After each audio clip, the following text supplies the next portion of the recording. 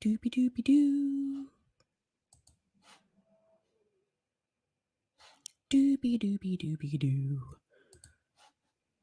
Come on, Rockfin. All right.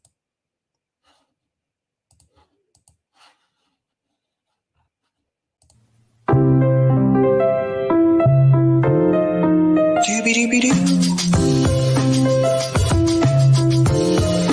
Doopy doopy doo. Doopy doopy doo. I'm your host, Sabrina Salvati. Doopy doopy doo. Doopy doopy doo. Doopy doopy doo. Doopy doopy doo. I'm your host, Sabrina Salvati. Doopy doopy doo.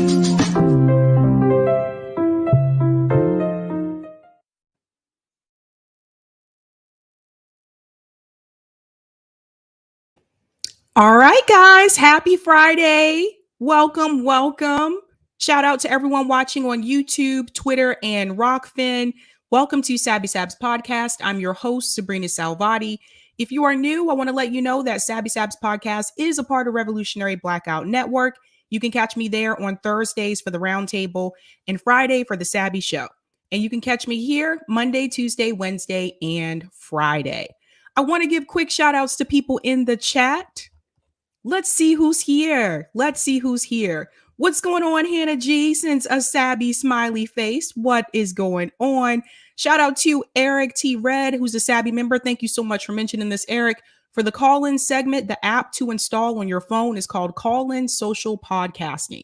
Yes, I'm going to tell you guys about that in just a second. What's going on? Robert says doobie doobie doo. Shout out to Hugo says peace. What's going on? The Taoist? Maoist? Hi all. Shout out to Marxist Leninist says, hi everyone. Greetings, Joe OWS says, since the United States Patriot Act, the United States Constitution has taken quite a hit, especially the First Amendment. You can say that again. Shout out to Justin says, hello, comrade at Marxist Leninist. A shout out to you there. Greetings, David says, Scooby Dooby Doo. What's going on, Yankee Tanky? I love that name, by the way. Says, hi, Sabby. Hello. Greetings, the traveler says, happy Friday. Yes, it is the weekend. What's going on, Socialist and Ganja for Life 07 says, happy Friday, y'all. Oh, Gamer for Life, did you change your name? I think that's you. I think that's your symbol. What's going on, Chicago? Grr, 81. Jimmy Dore came out against defund the police the other day. He's a cop apologist. Interesting. I have not seen that. What's going on? Z Marzi says rising suspended. Yes. I found out about that yesterday. I'm going to get into that story tonight. Greetings, Jenna says Sabby Sabs. What's going on? Yasmin says, hi, everyone. TGIF. All right. Sing at Night sends a black circle. I don't know what that means, but welcome. Shout out to Mr. Hopalong said, if nothing else, Sabby's intro is cute. Oh, thank you so much. You can thank Oz for that. And you can thank Jesse Jet because they made that. What's going on? I hate work 420. These names. Happy Friday. Smoke them if you got them. Oh, God. You guys are I'm not going to keep a straight face tonight. What's going on, Monique in London? Hey, Sabby, happy Friday. Shout out to Cool Blue, says hello. Greetings, Elijah, says hi, everyone. Eric Ray says, hey, everybody, yet again. Shout out to Saul, says, yo. What's going on, Delthea Simmons, who's a Sabby member, says, hey, everyone. Aspen Fallen is in the house, and she says, happy Friday. Yay! Greetings, Arif says, Liberia. Shout out to both parties are traitors.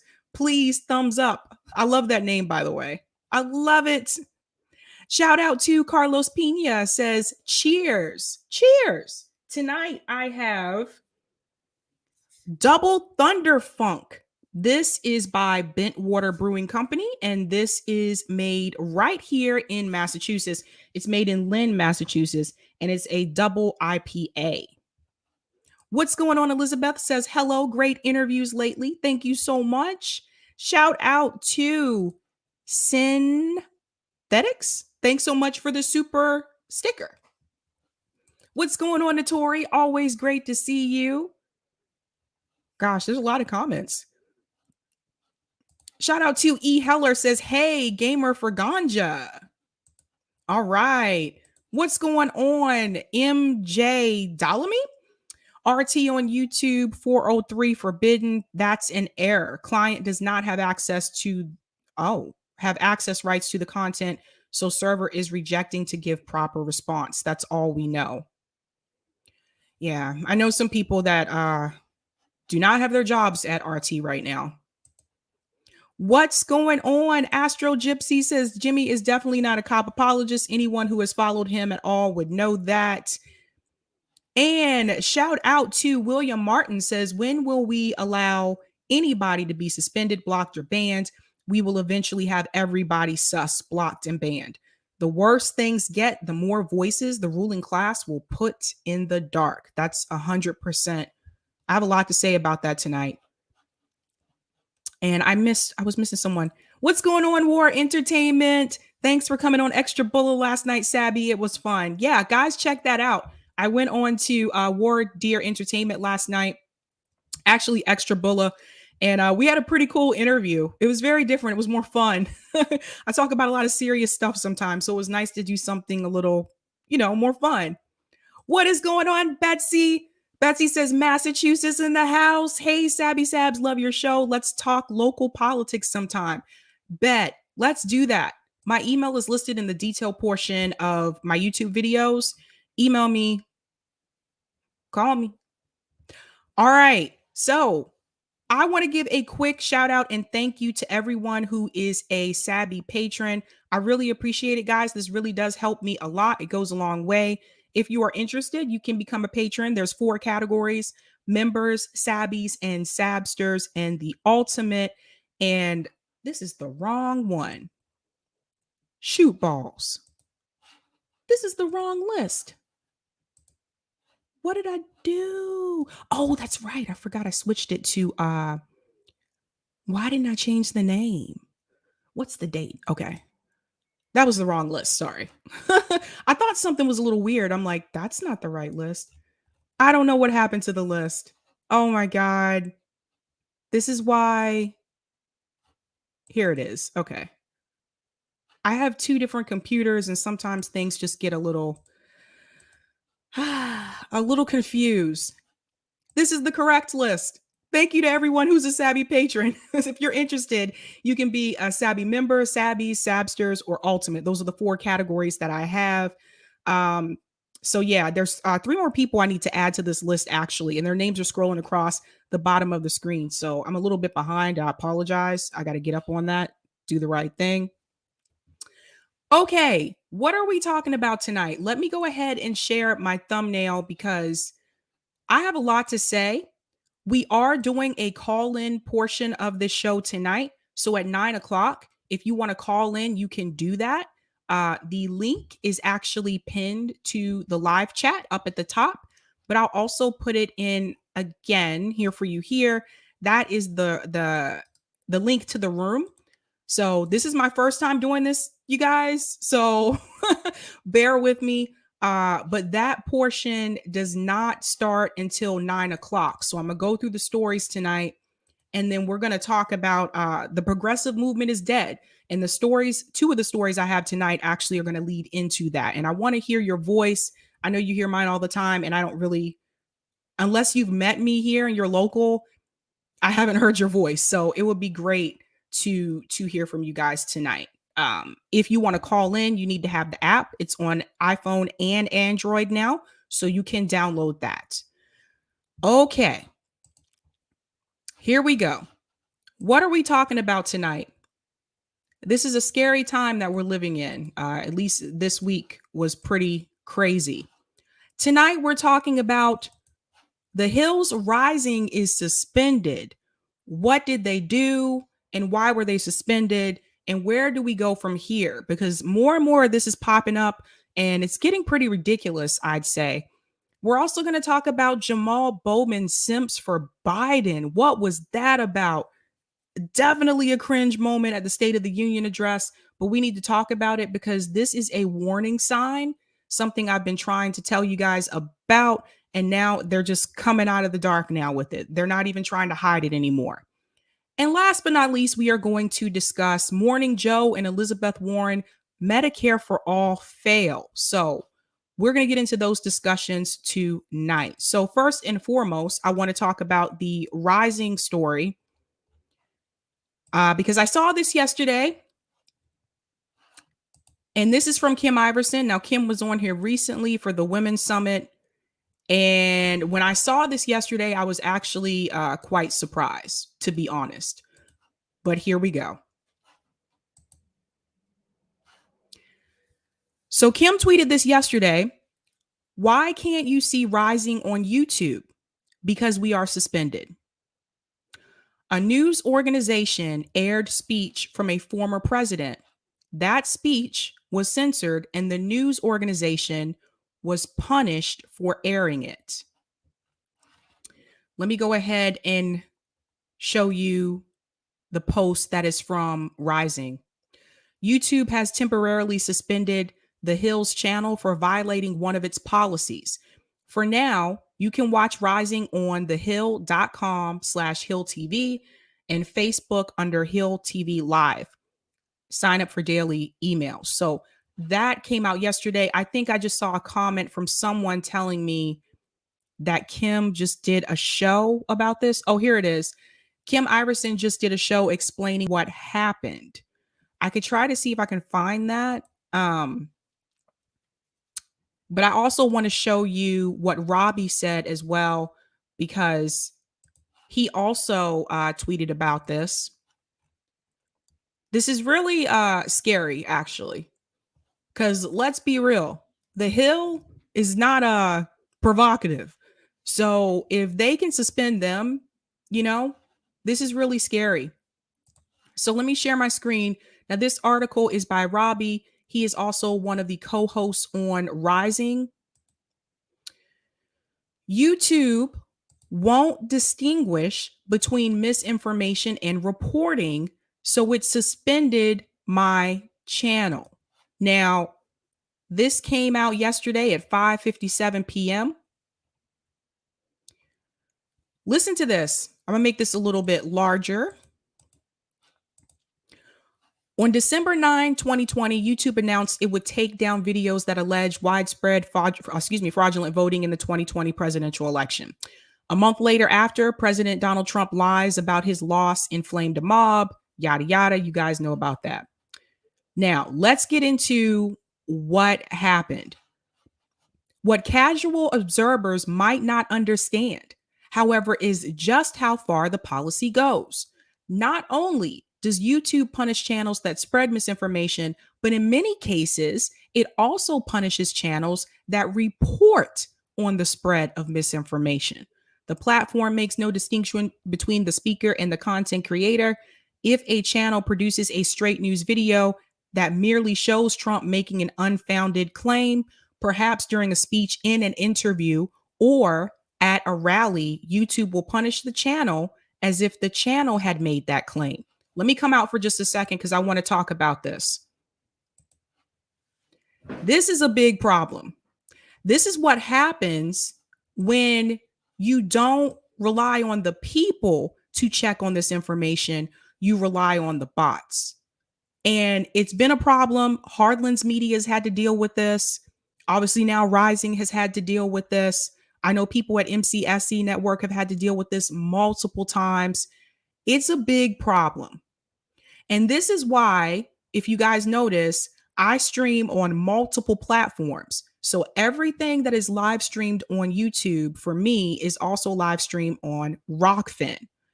All my videos are backed up. That being said, anytime now, they can decide, you know what? We don't really like those independent media people on our platform. So we're just going to decide to get rid of all of them. That could happen at any moment. If that happens, it is important that you have given me your email. So I'm putting this in the chat. I usually pin this sometimes. But that is my newsletter for live stream alerts. When you sign up for that, all it's going to do is ask you for your email address. When you sign up for that, you will get an email notification every time I go live. That is done not just to give you that notification, but to give me an email list. That way, if that does happen and they take all of us down, I still have a way to get in touch with you. So definitely sign up for that. And then, yep, thank you so much, Eric. Definitely sign up for that. So thank you so much for that. I don't have that link though. Where's that link? And see, depending on what's said in the video, I may not be able to play the video. That's the thing. Yeah, I can't copy and paste the link. You can send it in the private chat if you want, Eric. I may have time to show it. I may not, because I do have to do the call-in part as well. But let me go back into the article because this is a big problem. So it goes on to say, I learned this firsthand on Thursday after YouTube suspended my show Rising for violating the I gotta be careful what I say, misinformation policy, despite the fact that neither my co-host nor I said anything to indicate that we believed that. And so this is the problem, you guys. It picks up certain words and you may not even be the one that's saying it. Now, I'll give you another example that happened recently, and that was actually Primo Radical. He had an interview with Cynthia McKinney. There was someone in the chat that was asking a question. I believe it was a super chat. And so Primo, asked the question to Cynthia McKinney, and she responded. That video was flagged by YouTube, and he challenged it. Like, he tried to appeal multiple times, and his defense was, why am I being punished for something that my guest said? I can't control. I do interviews. I can't control what they say. And basically, long story short, YouTube was not trying to hear that. They really did not care. Just going to be honest with you. So he's another one that has been targeted as well.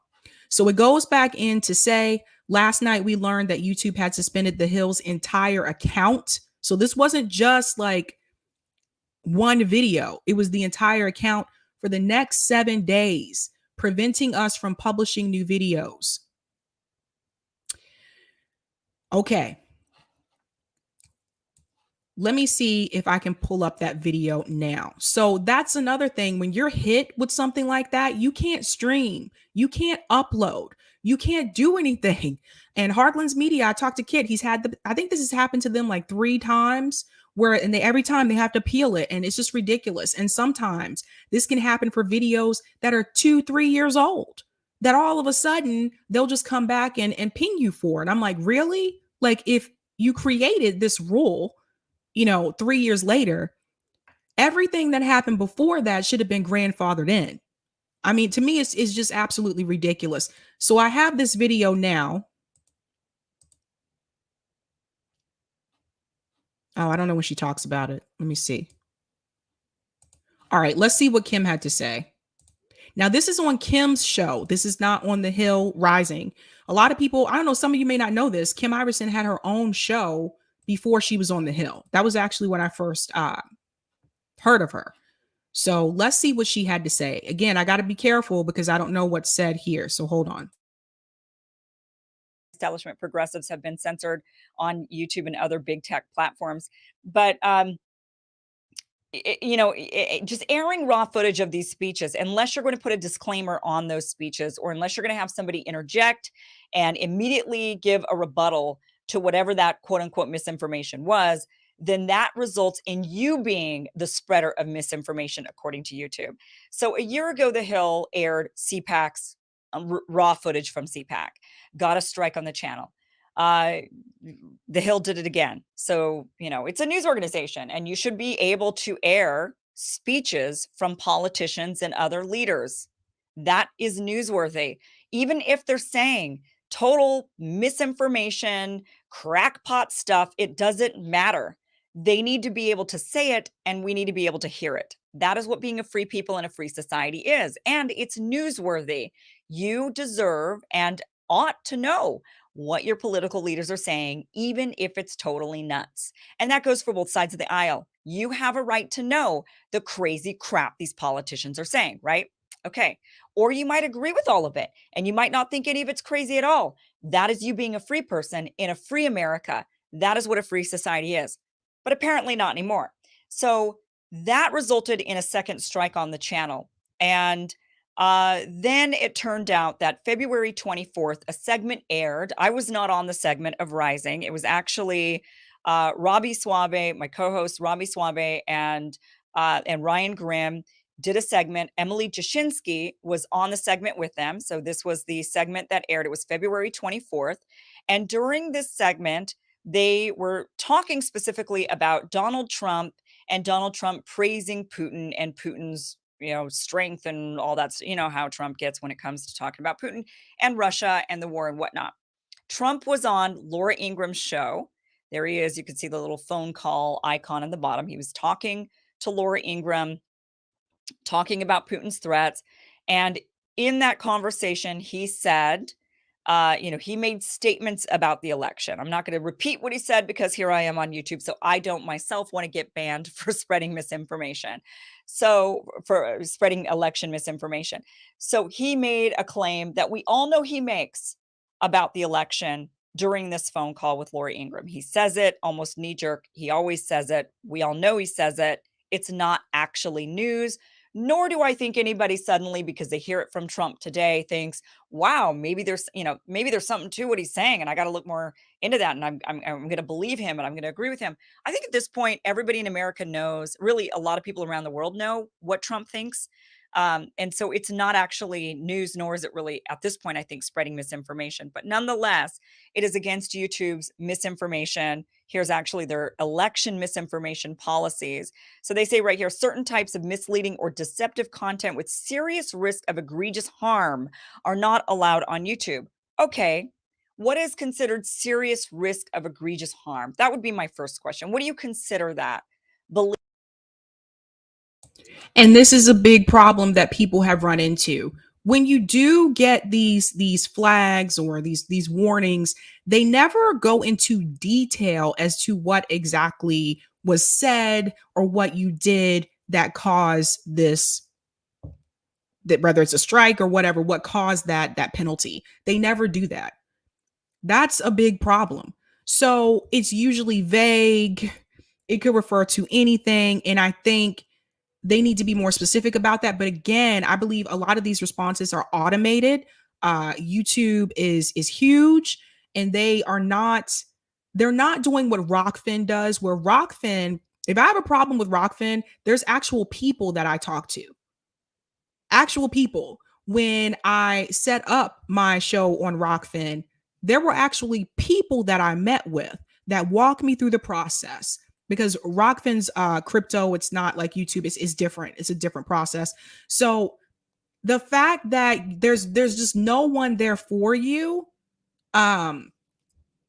it's frustrating, because if you send in a ticket, and that's really what it is, again, you're not getting a real person. Like, there's this automatic response. It's usually generic, doesn't make a lot of sense. And so you still don't really know exactly what it was that was said or done most of the time. Now, for some people that have these really large channels, like, for example, some people can talk to a real person. I think Jimmy mentioned this one time that he can talk. There's someone he can actually speak to.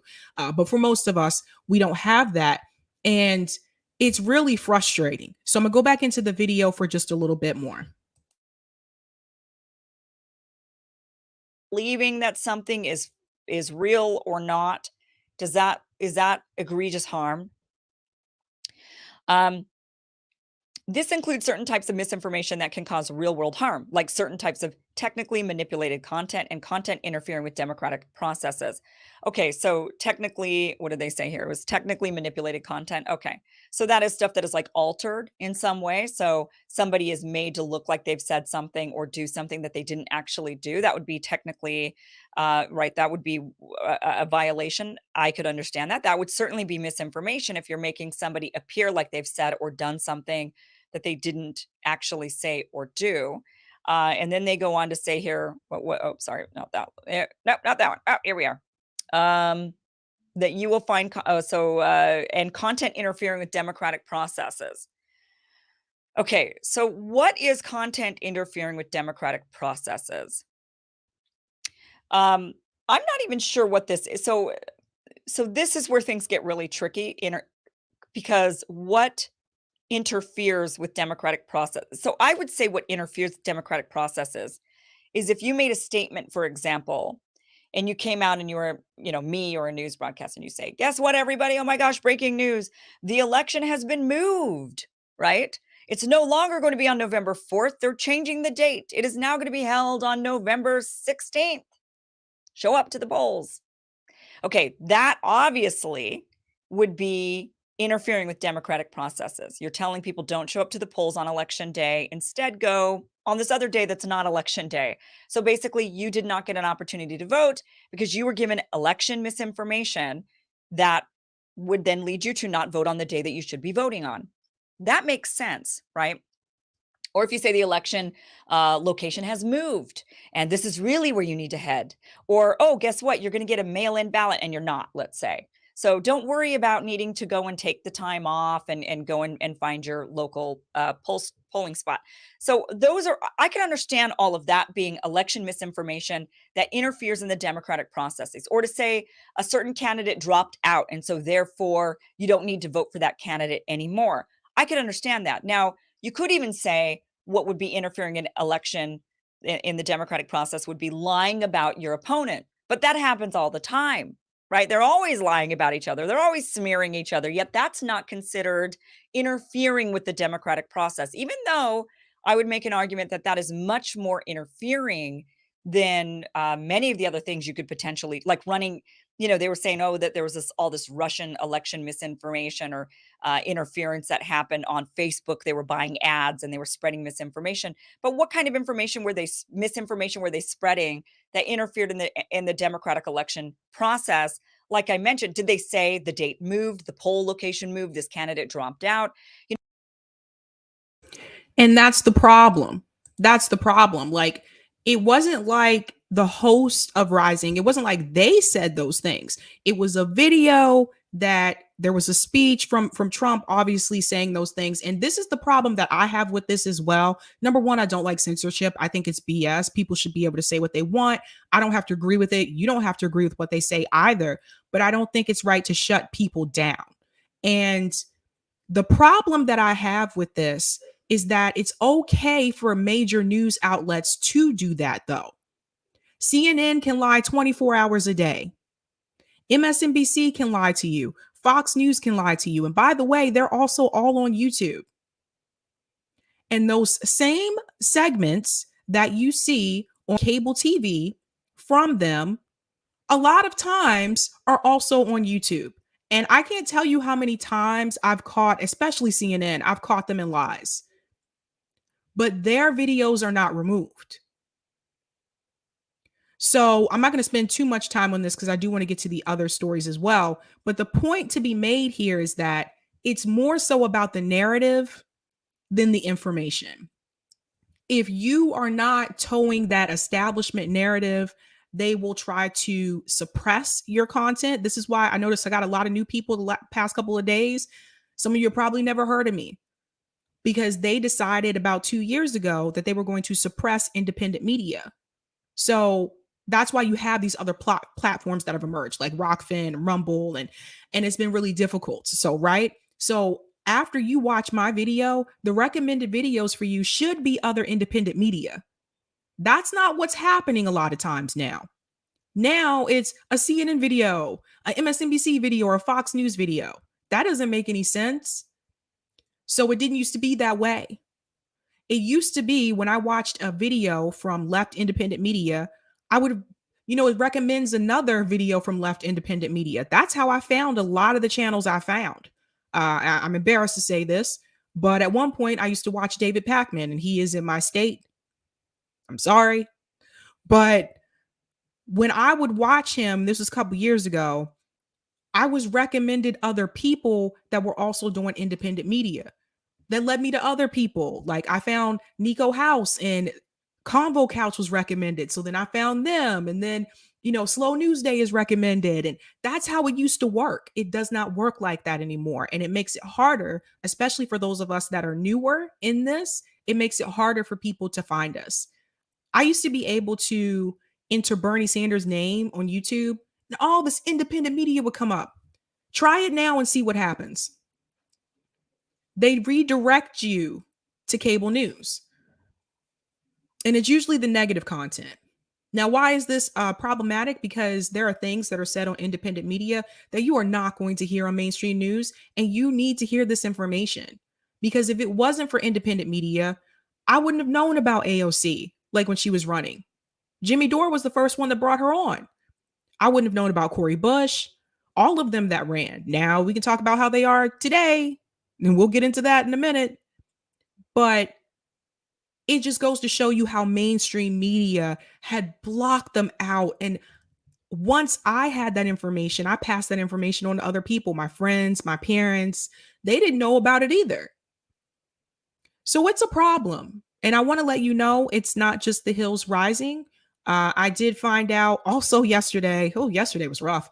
Also yesterday, a couple people I know that work at RT gone. Like Caleb Maupin put on Twitter that he was cleaning out his desk at RT in New York. They're gone. They've taken them down. So granted, that's due to the sanctions, but it's just it's very scary and upsetting. If you go onto Twitter now, a lot of the people that had shows on RT, Twitter has put this label underneath their name that says Russian affiliated content. As if it's like a warning. Like, really? It's terrible. It's terrible. Yeah, Sherry, RT America has folded. It's really sad. There's great shows on there, Chris Hedges is on there. Lee Camp was another one that announced the other day that RT, his show was done. And it's not just them, also Spotify. So I did hear from Tara Reid yesterday that Spotify removed her show, and I heard from Lee Camp that they removed his show. So it's really scary. We saw what was happening with Joe Rogan and Spotify, and whether you like Joe Rogan or not, I told you I don't think people should be removed. I don't think people should be deplatformed. I think it's just a scary thing. If you don't like what they have to say, then just don't listen to it and don't watch it. But very strange, very strange. And I think a lot of it has to do with the fact that they were talking about war. And their narrative is not the narrative about war that's coming from mainstream media. That's the problem. I'm going to get to some of these comments and I'll go to the next stories. Thank you so much. Hi, Sabby. Sabs is Gamer for Life. I changed my username recently. Okay, thanks so much. I thought that was you. Little said we're going to party like it's 1984. Oh my God. Thanks so much for the super chat, Ashura. Grim is for censorship. Crimea River, no love lost. Oh. And thanks so much for this super chat as well. Drop the salt of Grim, no tears and sorrow for him. Oh, Ashura, you're brutal tonight. You're brutal. Delthea Simmons said, this thing with Rising is a warning to everyone else on YouTube. The chilling effect of censorship affects the multitudes, not just the voice that was formerly censored. 100%. And guys, I have to say this again. If you're following me here, make sure you follow me on Rockfin. That's why I have duplicate content on multiple places. Thank you so much for this super chat, Ashura. Jimmy Dore is going somewhere. Ha! It's funny. And shout out to Cool Blue for this super chat. Big tech and censorship needs to become broken up. Yes, I agree with that 100%. It's a problem. It's a problem. Kenyon Perry said, what other independent media channels should I watch? Well, I'm going to be biased here, but definitely check out Revolutionary Blackout Network, RBN. Check us out on YouTube. Sorry, I got to be biased. No, there's other people doing great work. Unapologetic on YouTube is awesome and definitely underrated, I would say. He knows his stuff, especially when it comes to foreign policy. Follow people over at MCSC Network. Follow the smaller channels. And like I'm not trying to say this to be cynical or whatever, but everybody knows about the larger channels. You already know who those people are, so I don't need to mention them. But I think you need to start following the smaller content creators because a lot of us are newer. We're doing something a little bit different. We live stream a lot, if you haven't noticed. But definitely check out the smaller peeps. Definitely. Indie Left News Network. Check them out. They're like RBN. They have individual hosts that all have their own solo channels, but they also have the Indie News Network channel. Can't talk tonight. So yeah, definitely check all that out. Let me get to this next story. Grim is boring and dropping people's libidos. Oh my God, Ashura, you are cringe tonight. What is happening?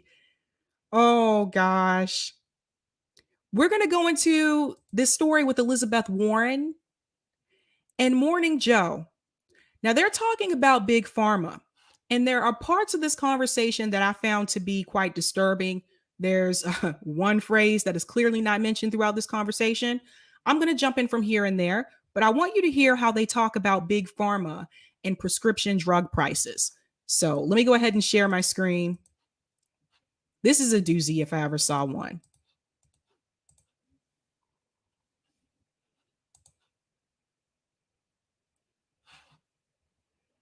Oh, not this again. Okay. Hey, Eric.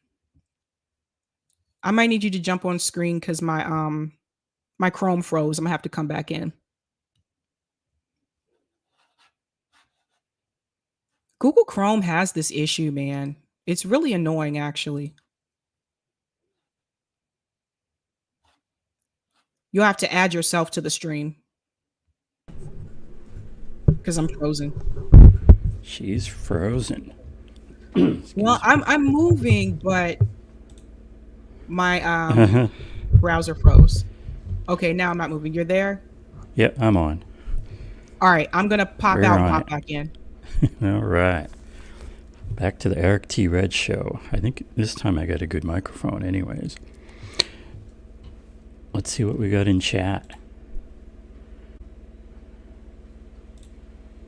We got Ashura saying, happy tonight for the hypocrisy. Thanks for the super chat, Ashura.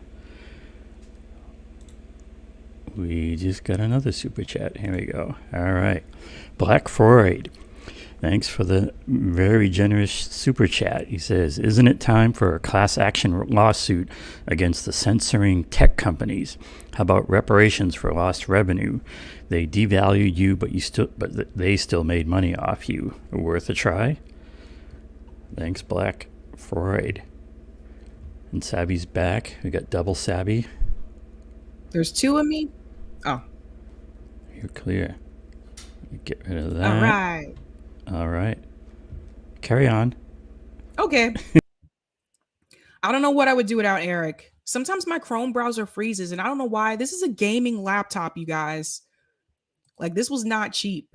Nothing should be freezing. Nothing. I don't know if I got this one, but thanks so much for the super chat, Ashura. I am happy tonight for the hypocrisy. Oh, God. All right. Let's get into this story with Elizabeth Warren.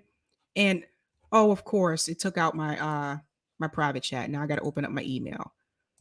Balls to the wall. You are not making this easy for me tonight. Not you guys. All right, here we go. I'm glad I have backup. God. Okay. All right, so let's go ahead and get into this story as well. This video is quite disturbing that they're missing the big picture here. So I'm going to share my screen. Dooby dooby doo. Here we go.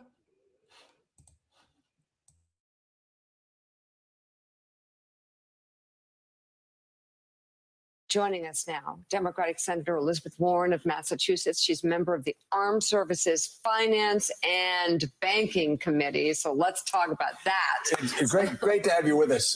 It was sort of a greatest hits collection last night. It was. I thought it was a very good speech. Let's talk about some of the greatest hits that you've been a champion of. First of all, holding Big Pharma accountable. Yes. Let's talk about insulin first. It's personal to me. I've got a type 1 diabetic kid. I'm fortunate I can afford to take care of the gouging that Big Pharma is doing. I have so many people who know I have a son like that type 1, that say, Joe, I can't handle this. It's a crisis. And can't handle means that there are millions of people with diabetes across this country right now who ration their insulin. When I was out in Nevada, Which, by the way, rationing insulin, I can tell you as a father of a diabetic, a nightmare, and it leads to long-term damage. Right. Understand, that's right, what rationing means for anybody who's not diabetic. I talked to a man who came up to me and said, he was a veteran. So he said he got access to insulin, but his sister and his niece were also diabetic, and they didn't have the money for enough insulin for the whole month. So he said in the last few days of the month, the three of them sit in the same room so they can decide who needs the insulin that's left the most. This is now, awful. This is in America. This is wrong, and especially on insulin. Insulin's been around for over 100 years. It should be available. We should be doing this generically. The cost has exploded for crazy. No reason. Let me ask you something else. Okay, let me jump in for this just for a second. I don't know if everyone is aware of this, but I'm glad that he did mention that he is conservative, because I think people think that because Morning Joe is on MSNBC and MSNBC tends to be liberal, that they are liberal. Joe is conservative. So I want you to remember that when you do hear their talking points. That is important to note. Also, they're talking about lowering the cost of prescription drugs. They're not talking about the bigger picture. Joe Biden did the same thing. The same thing during his State of the Union address, talking about cutting cost instead of fixing the overall issue, which is the healthcare system altogether. Instead of talking about lowering prescription drug costs, and Elizabeth Warren knows this because she was 100% behind it when she ran for president. Why are they not talking about Medicare for all? This is the same thing that the squad is doing as well. The squad is starting to, and I've been noticing this for a couple of months. When was the last time you've seen them tweet or talk about Medicare for all? We couldn't even get them to tweet about the Medicare for all marches, let alone come to them. Now, Cori Bush did show up, but even when she was interviewed, people try to interview her from blah, blah, blah, blah, independent media. She didn't want to talk about it. So why were you there? Photo op? They're not getting to the root cause of the problem. They're talking about prescription drug prices. People are talking about inflation. People are talking about housing. People are talking about people losing their jobs, not having a living wage. And at the end of the day, it all comes back to capitalism. But they don't want to say that. And this is the problem. So instead of trying to lower prescription drug costs, which don't get me wrong, they are overpriced and it's ridiculous. Even if you lower the drug costs, you're still not fixing the healthcare issue, the problem with the healthcare industry in this country, because the healthcare industry, all of it, the whole gut of it, it's corrupt. Big Pharma owns it. That's the problem. So until you give everybody universal health care in this country, this is always going to be a problem. Do you think these pharmaceutical companies want to lower the cost of their drugs? No, they don't. And if they do so, it's only for a select few. That's why they will do it for people who are 65 and older. That's a select group of people. They don't want to do that for everybody. Their goal is to make a profit. They don't even want to cure you, if you think about it. They don't want to cure you. They want to give you treatment. Because if they really wanted to cure you, they would be working harder on that instead of just pumping out pills to people. They don't want to cure. And this is what I think. People don't really want to talk about this, but look, I'm going to keep it real. A friend of mine went through chemotherapy, had health insurance.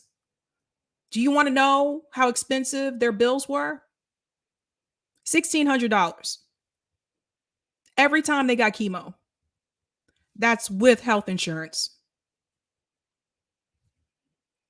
All these years of doing cancer research and they can't find a cure for cancer.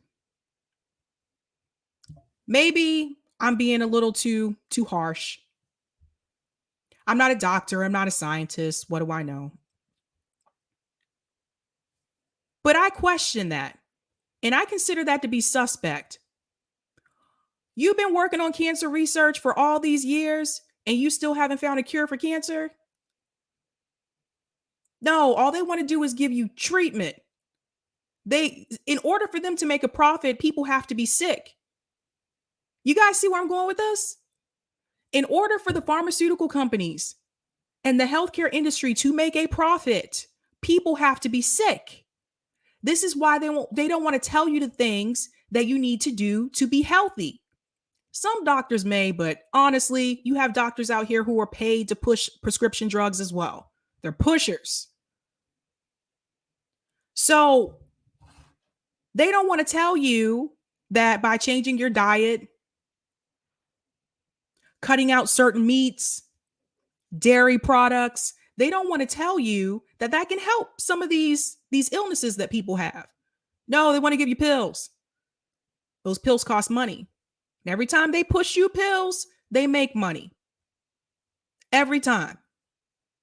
So you have the doctors who are doing the bidding for the insurance companies. You have the politicians who are doing the bidding for the insurance companies. You have Wall Street who is doing the bidding for insurance companies. So lowering like these drug prices is not really going to put a dent in the healthcare problem that we have in this country. And Elizabeth Warren knows that. And the fact that she sat there during that discussion and didn't bring that up one time is embarrassing. And that's my senator. I'm going to go back in.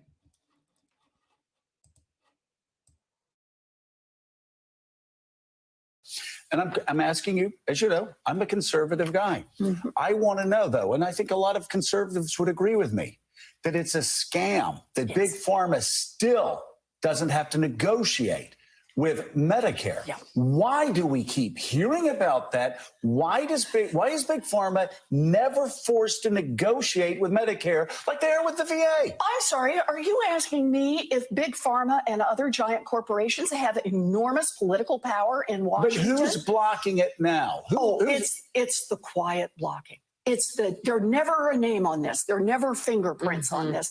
There's always a blim, blim, blim. Is it both parties? I heard Kyrsten Sinema is actually. See what he's doing now? Now they're trying to blame the rotating villain. But who's blocking it? Come on. Bernie Sanders came on your show. He's run for president twice and he talked about this. Now all of a sudden they're going to play dumb. But who's blocking it? Really? Let's blame Kyrsten Sinema. Joe Biden can implement Medicare for all for everybody in this country through executive order. He can do the same thing that they did in Libby, Montana. And he can do so because we're in the middle of a pandemic. He knows that. And Joe Biden already said so himself. And they are not going to mention that in this conversation, by the way. Joe Biden said so himself, that if the Medicare for all bill crossed his desk, he would veto it. They're not mentioning that. He's going to blame Kyrsten Sinema. So even if Kyrsten Sinema did approve of it, Joe Biden would cancel it. Do you guys see? This is all a game. And he's playing really dumb. Come on, man. You've been doing this a lot longer than me. Even I know better. Let me go back in. Actually, blocking this. We have 50 Democrats right now who are there on insulin.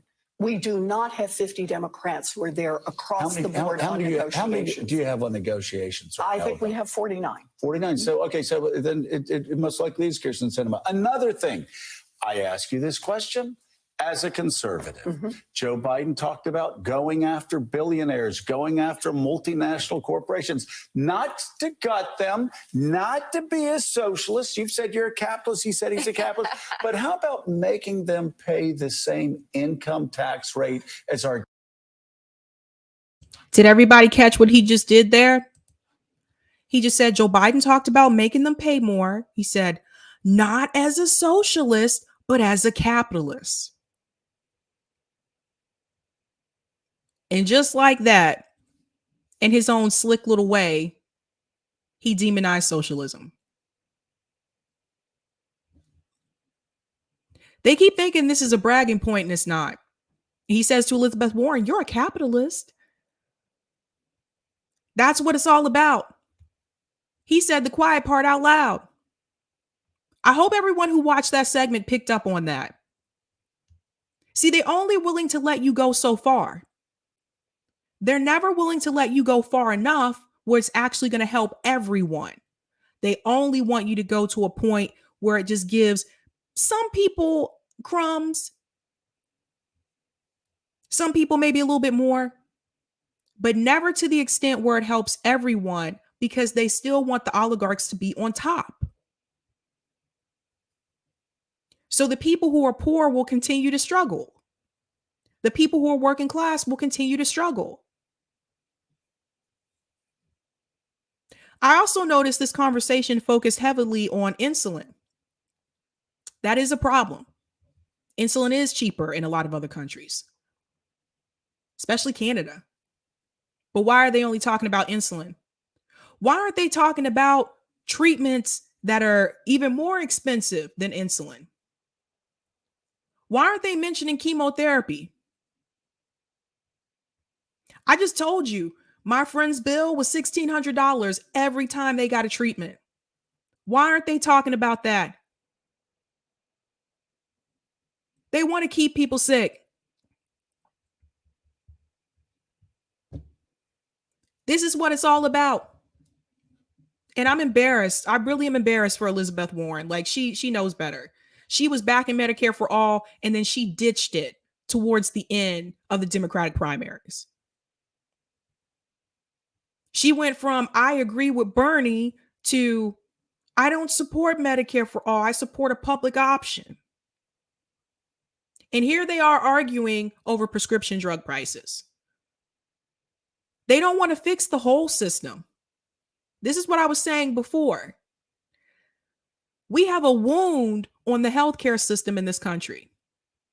And instead of trying to heal the wound or to close the wound, they want to put a Band-Aid on it. This is all that they do. They're not really trying to cure anything. They're not really trying to solve anything. They'll just give you just a little bit enough to make it seem like they did something so they can get reelected again the next time.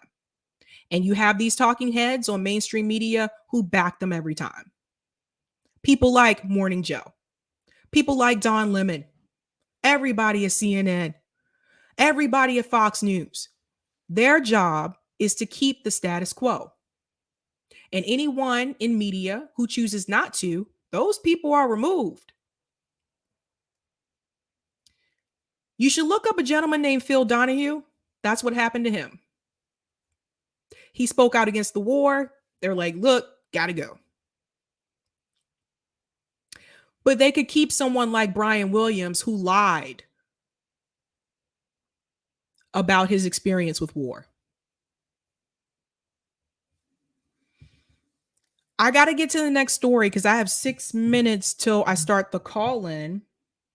So let me go ahead, and this goes into the conversation that we're going to go into tonight, which is the progressive movement is dead. It's done. Okay. So that's what we're going to talk about. And Jamal Bowman is an example of that. Now, this is what happened at the State of the Union address. This is why I don't take someone like Jamal Bowman seriously. He said all of those things when he was running for office, and look at him now. So here he is in this video trying to kiss up to Joe Biden. Now, this was shared by Angel Rivera. Angel's really cool. So listen to this. I'm going to make this larger. Bet. Here we go. The volume may be a little bit low, but listen to this.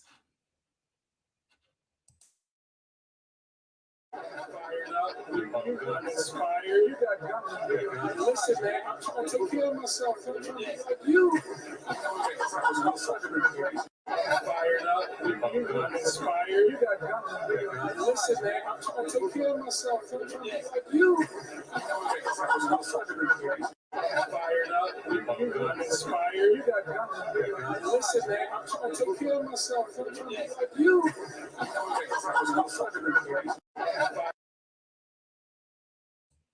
Hopefully you could hear that okay, but I will show you exactly what he was saying there. I'm trying to be like you. He said, I'm fired up. I'm inspired. Listen, man, I'm trying to be like you. Now that came from Jamal Bowman. That didn't come from Kyrsten Sinema. That didn't come from Joe Manchin. That came from a progressive Democrat who ran on progressive issues, who doesn't stand by those issues anymore, telling Joe Biden that he's trying to be like, he want to be like him. As a progressive, why would you want to be like Joe Biden? Why would you want to be like a segregationist? Why would you want to be like Crime Bill Joe? Why would you want to be like the guy that said you're not black if you don't vote for him? Jamal Bowman's a black man. And Jamal Bowman just told Joe Biden, listen, man, I'm trying to be like you. Really? After everything Joe Biden's policies have done to black communities in this country, that's who you want to be like? You want to be a racist? You want to be a crook? Don't forget the sexual assault allegations. I'm sorry, but Joe Biden should not be your role model. That should not be someone that you want to be like. This is disgusting. It's terrible. And you know what? It's not just him. It's a problem that we have right now with progressives in office.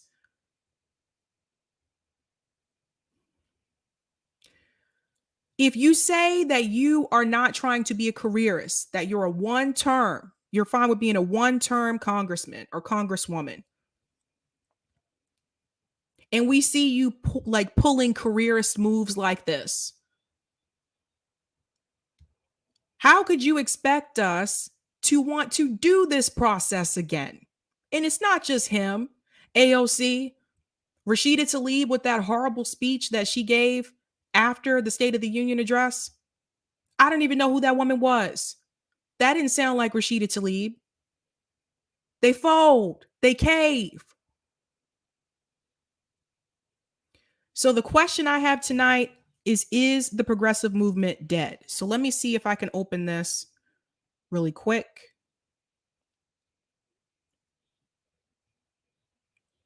Too many email notifications. Let's see. Oh, it has to be exactly at 9 o'clock. So give me just a second. It's a shame, you guys. Like, it is absolutely ridiculous. I know I got some super chats saved over here. I'll get to those in a minute. I want to try to make sure I get the call in going first. So let me go ahead and share my screen and see what happens here. Is it 9 o'clock yet? This is the longest minute I've had in my life. And I think it's because this is my first time doing this. And so time is not on my side. The clock is like, okay, it's 9 o'clock now on my computer. 9 o'clock here. Let's see what happens. I don't know how to do this. Hold on, guys. I have to start the show.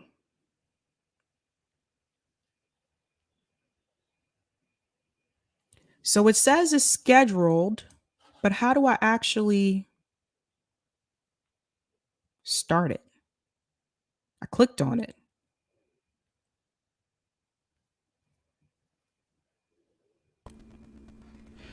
So are you trying to start it on your phone or on the computer? On my phone. I think that's what you're supposed to do. I don't know if there's a lag or not. Like it says today at 9 p.m. Make sure I'm signed in. I might have to just create a new room and just go live now.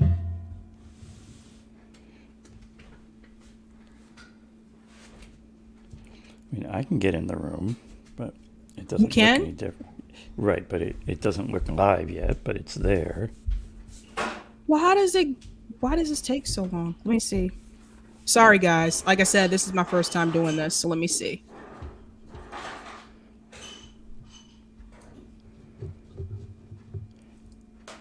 But I think you'd have to do it on your phone. Yeah, that's what I'm trying to do. Let me go to the link that I gave everybody and see if I can do it that way. On the computer? No, on my Twitter. Oh. Like I said, I'm sorry, you guys. I don't mean to.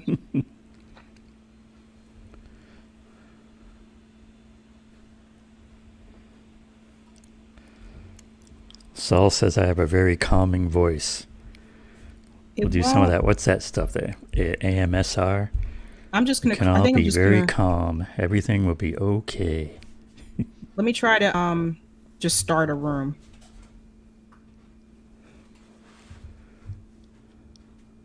Because like I said, this app is weird. See, it still says upcoming room and it's scheduled for 9 p.m. So let me just do start a room.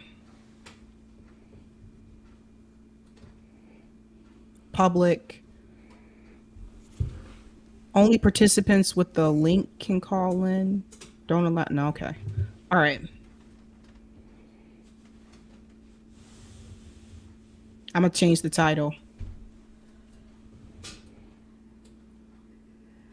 This is going to change the link too. Well, people should be able to just get in from the app. They shouldn't even need the link as long as they like search your name.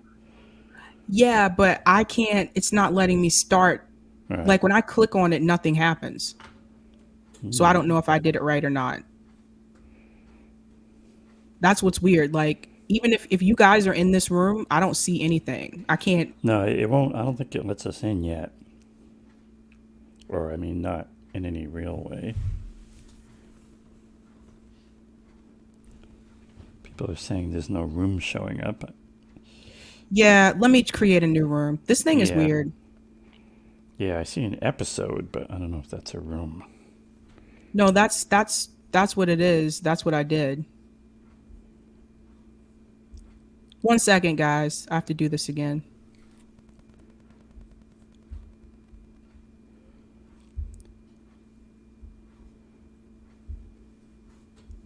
I'm gonna call it "Is the Progressive Movement Over?" Okay. Public. Yeah, definitely want it public.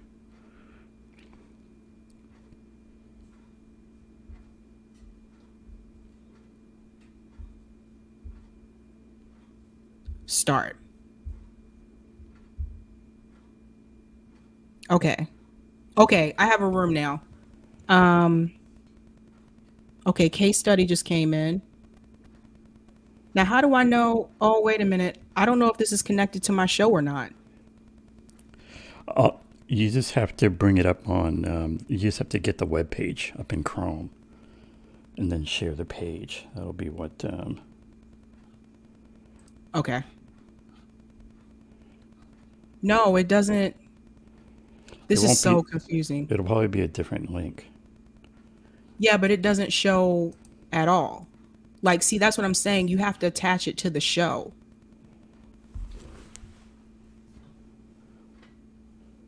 Let me see. I see the room, but this room is not attached to a show. That's the problem. Edit room. Okay.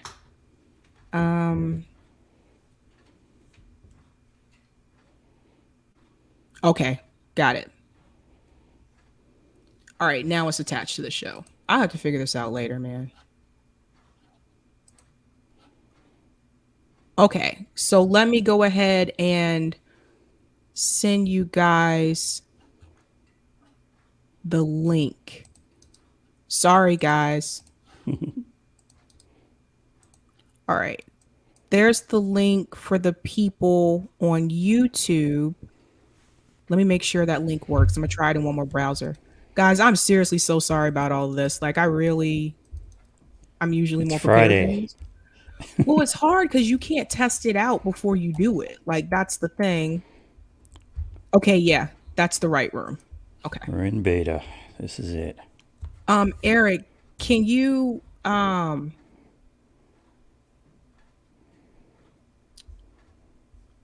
me see if they can hear me. I was gonna ask if you could put that link in the I'll have to pin it. I think YouTube will only let me do it. So give me Yeah. just a second. All right. I got YouTube. into it. Oh, people are finding it. All right. Okay. So I think from now on, I'm not gonna do schedule a room because I think that's just too confusing. And then let me go in here and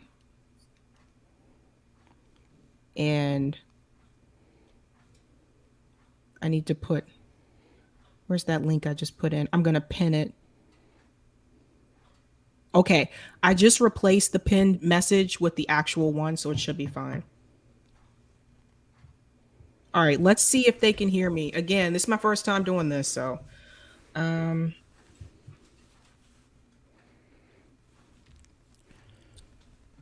So you want to share that page? Yeah. Yeah. Okay. So it's shared here. Let me share it on the screen. And then I'm muted. I don't know how to unmute myself. That must be on the phone probably. You'll do all the controlling. Oh, I see it. I'm still trying Okay. to find the room on my phone. Just use the link that I pinned at the top of the chat. Let me see if I can hear this. I don't know if anyone can hear me or not. I keep seeing thumbs up, so I guess that means they can hear me. Well, try bringing someone on. Well, I can't hear it on the computer. So that's what I'm trying. Oh, share sound. I think I forgot to do that. Yeah, on the tab. Yeah, give me just 1 second, guys. Share, tab audio, share. Hello? So then try bringing someone on. Yeah, but can you guys hear me on YouTube? Yeah, I think you should be fine on YouTube.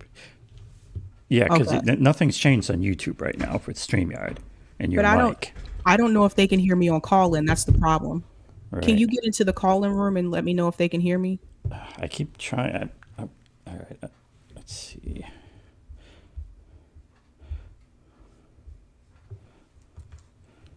Here, I'll put the link in the. I'll put the All link right. here. In The audio on YouTube is fine as far as what's coming through your mic. Okay, and here's the. I put the link in. Oh, you're trying to do it in your phone? Let me just text it to you. Okay. Okay, I think people can hear me. It's just weird because I can't hear myself, so I don't know. That's the thing. You should be good. I just bring someone in. Bring in case study.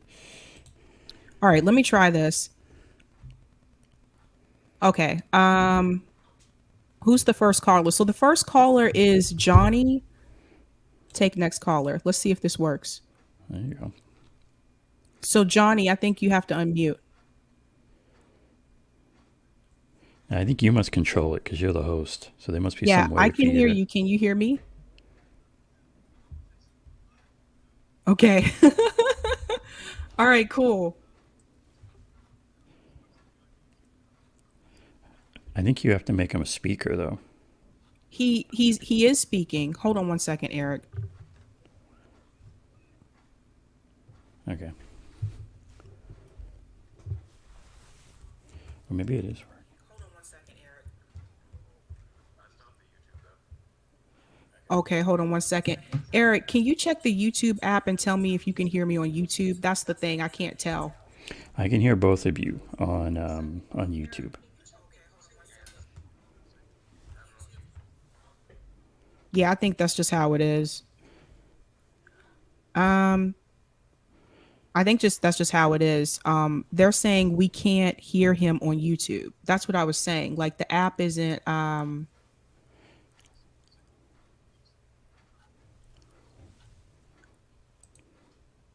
Okay. like I can't hear the audio on YouTube at all. Like in StreamYard, I don't hear the audio. Right. think. So people would have to listen to it on the Callin themselves, I guess. Okay. So they said people on YouTube said we can hear you and Eric only. They can't hear the caller. That's what I'm saying. The sound isn't coming through. Maybe I need to log in.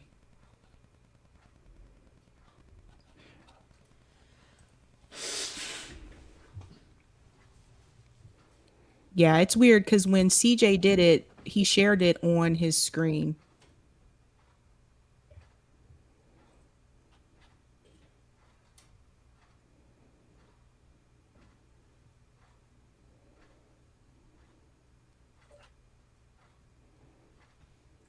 Okay, give me just a second, Eric.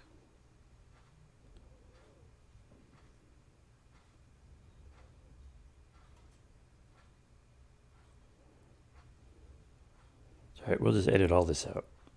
Okay, someone said we can hear you, but you're very weak. First caller is loud and clear. Your audio is very weak. Well, I'm speaking into this microphone. You, Eric, might you have- want when we you put might in the have to headset? speak like into the phone or use the headset. But if I speak into the phone, then you're not gonna. Let me see. Can you guys hear me now?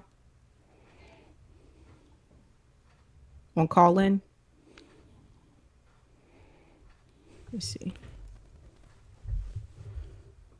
I can monitor I the can't- Callin. Let's see.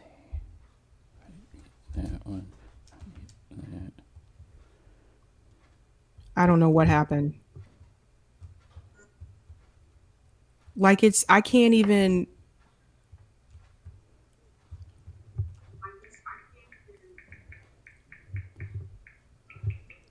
This is very strange.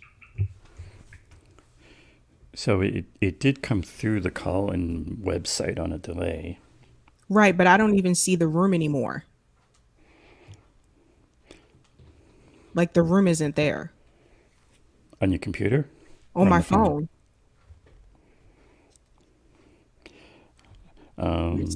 Try. Are you in the Callin app still? Yeah, all I did was unplug my headphone and I don't see the room anymore. Can anybody see? Is anybody on YouTube using the app? Or Eric, do you see the room in the app? I'm still trying to get into the room here. I gotta get your link through my phone. I don't even have that. Like this app is really weird. Like this shouldn't be this difficult. Let me try it again. I think I need to verify my email address. It said like it tells me people are listening, but I can't even open it.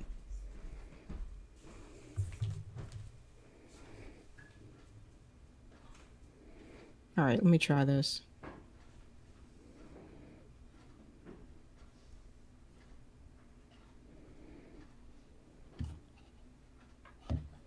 I'm so sorry, you guys. I really didn't think this would be this difficult.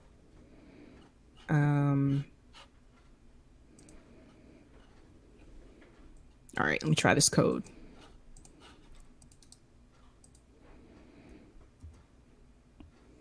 Okay, so the room again.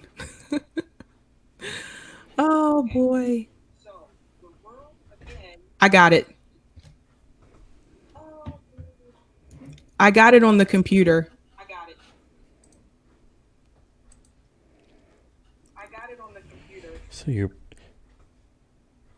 So people will probably need to just go to the call-in room to listen to both sides. No, because CJ did this both ways. But the thing is, I can't. Let me share my screen so they can hear it. Yeah, if the share screen works, that'd be good. Okay. Okay. Can you guys? Yeah, you can hear it now, right, Eric? The question is, can we hear the caller on YouTube? Well, the problem is I can't. The app, this room doesn't show up on the app. That's the problem.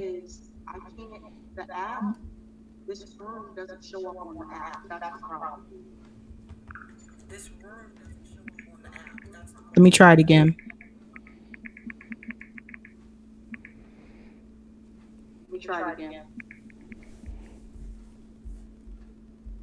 Okay, can you guys hear me? Johnny, can you hear me? Okay, can you guys hear me? Why can't I hear him? Oh, I hear you now. I hear you. Can you hear me? Oh, yeah, that's me. Okay, Eric, how should And I I do can hear this myself since on there's- YouTube with a lag.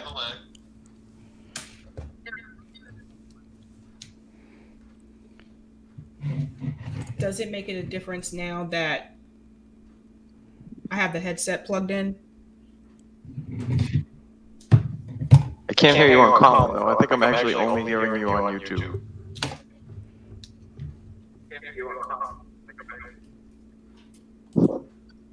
Okay, can you hear me now?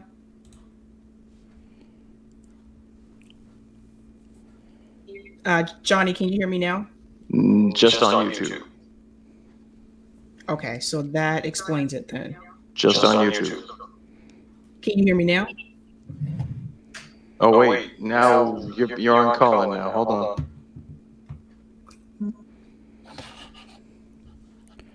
I'm going to stop YouTube so I can try just Callin because I think there's an echo. Okay.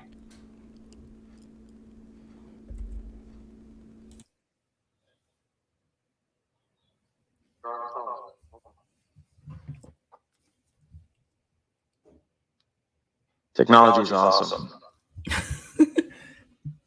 Okay, I think I do need to be closer to the phone. So Eric, let me know how I sound on Sabby. Your phone mic is not set to call in. I don't know what that means. Okay, I think I have to be closer to the phone. So Eric, let me know how I sound on Sabby. Your phone mic is not set to call in. I don't know what that means.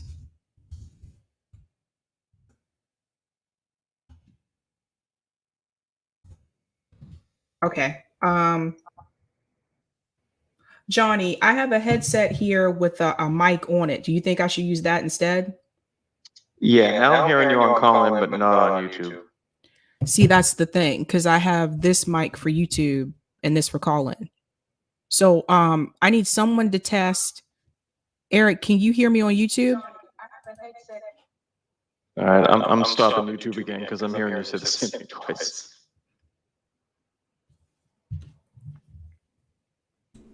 Yeah, I think you're coming through on YouTube both ways. And I'm coming in through Callin. I shouldn't have to hold, like CJ didn't have to hold the phone though. That's the thing. Yeah, but I think he had his mic coming through on his headset. on his earphones. I think there was probably a mic on there. Okay, because they keep saying. Okay, I'll do that then. I have that too.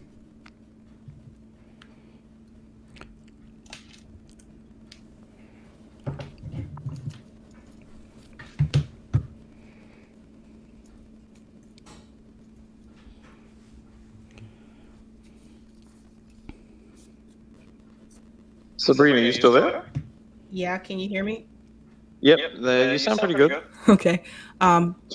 You might be, I think you might be kind of setting the bar a little bit high for yourself. When I've seen people run call-in shows like Glenn Greenwald or Aaron Mate, like they don't try to do YouTube at the same time. I don't know if you're kind of asking too much.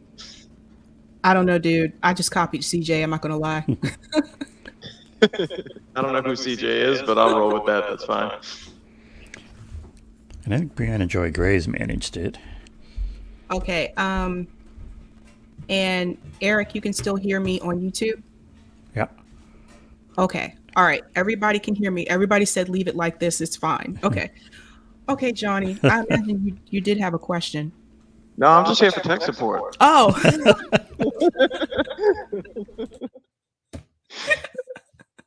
Okay. Okay, Johnny.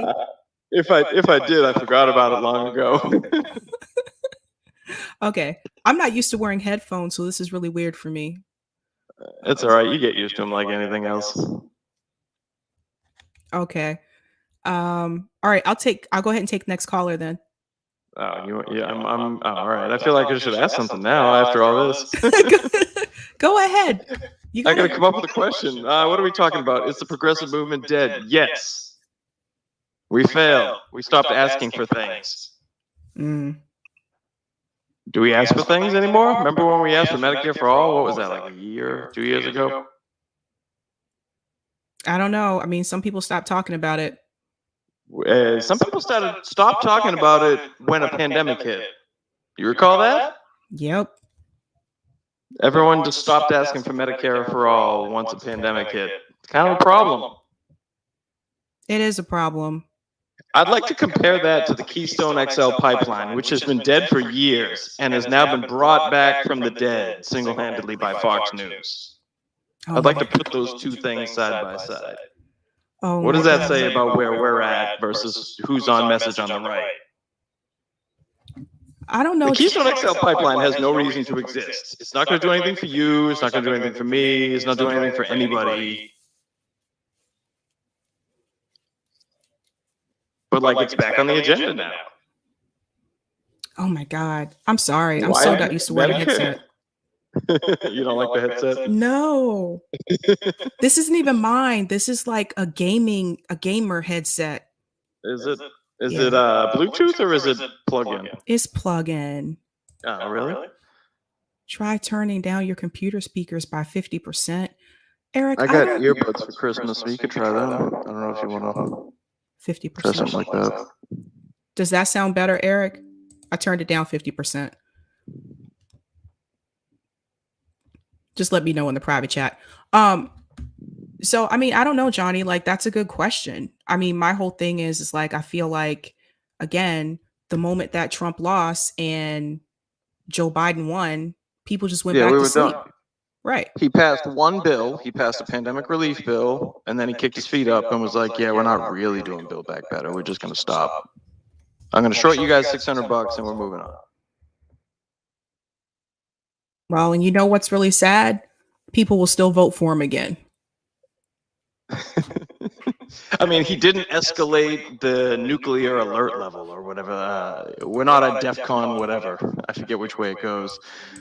At this point, not going to nuclear war seems pretty good. He's beating down my expectations, Sabrina. I got to be honest. That's where we're at. Are you pro or anti, World War III? Definitely anti. I mean, like this is Isn't just that enough though? Like at this point, this is just ridiculous. That's what Democrats do, though. They beat down your expectations. He didn't give us World War III. That's enough for us at this point. I know.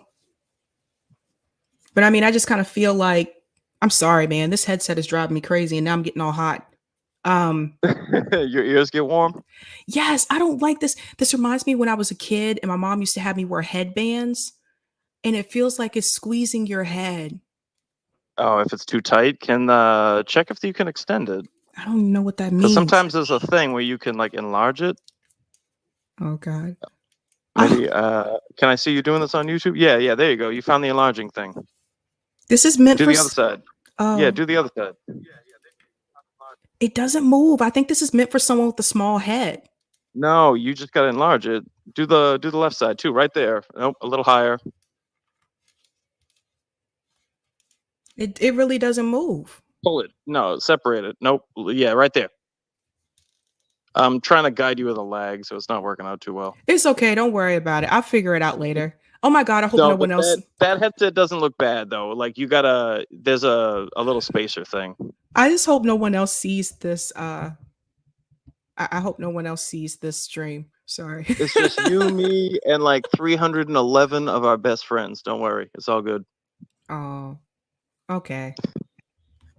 Well, Johnny, any other questions? What did let me see. I tell you what, I got one more comment. I'll let you do what you want with it. Somebody said they want to live out their 80s Cold War fantasy. What was it? I am Lux. You know what? I think that's onto something. And I'll throw this out there and you let me know what you think. I feel like a lot of neocons and CIA types, they really love the Carter administration when they got to do, supplying Stinger missiles, surface-to-air missiles and anti-tank missiles to, rebels in Afghanistan. And I think they want to do that again in Ukraine. I think they just want a nice, long, dragged out war where lots of people get killed. I think they're just into that at this point. I mean, part of me wonders sometimes if this is part of population control. Jesus. You never know. You know what? I don't think they're bright enough to actually pull off population control, even if they wanted to. They're just not that good at what they do. Let's be real. Oh man. Well, Johnny, I really appreciate you calling in, and I appreciate your tech support. I do what I can, Sabrina. Hey, I'm in the Boston area. I just found you probably within the last month. I enjoy a lot of your content. Hope I gave you a laugh or two. Good luck with the show. All right. I won't hold you up too much. I've been milking your time for a while now. Case Study QB is in the queue, so I'll let him get in there. He's always got good stuff. Case Study. All right. Yeah. All right. Kick me off. All right.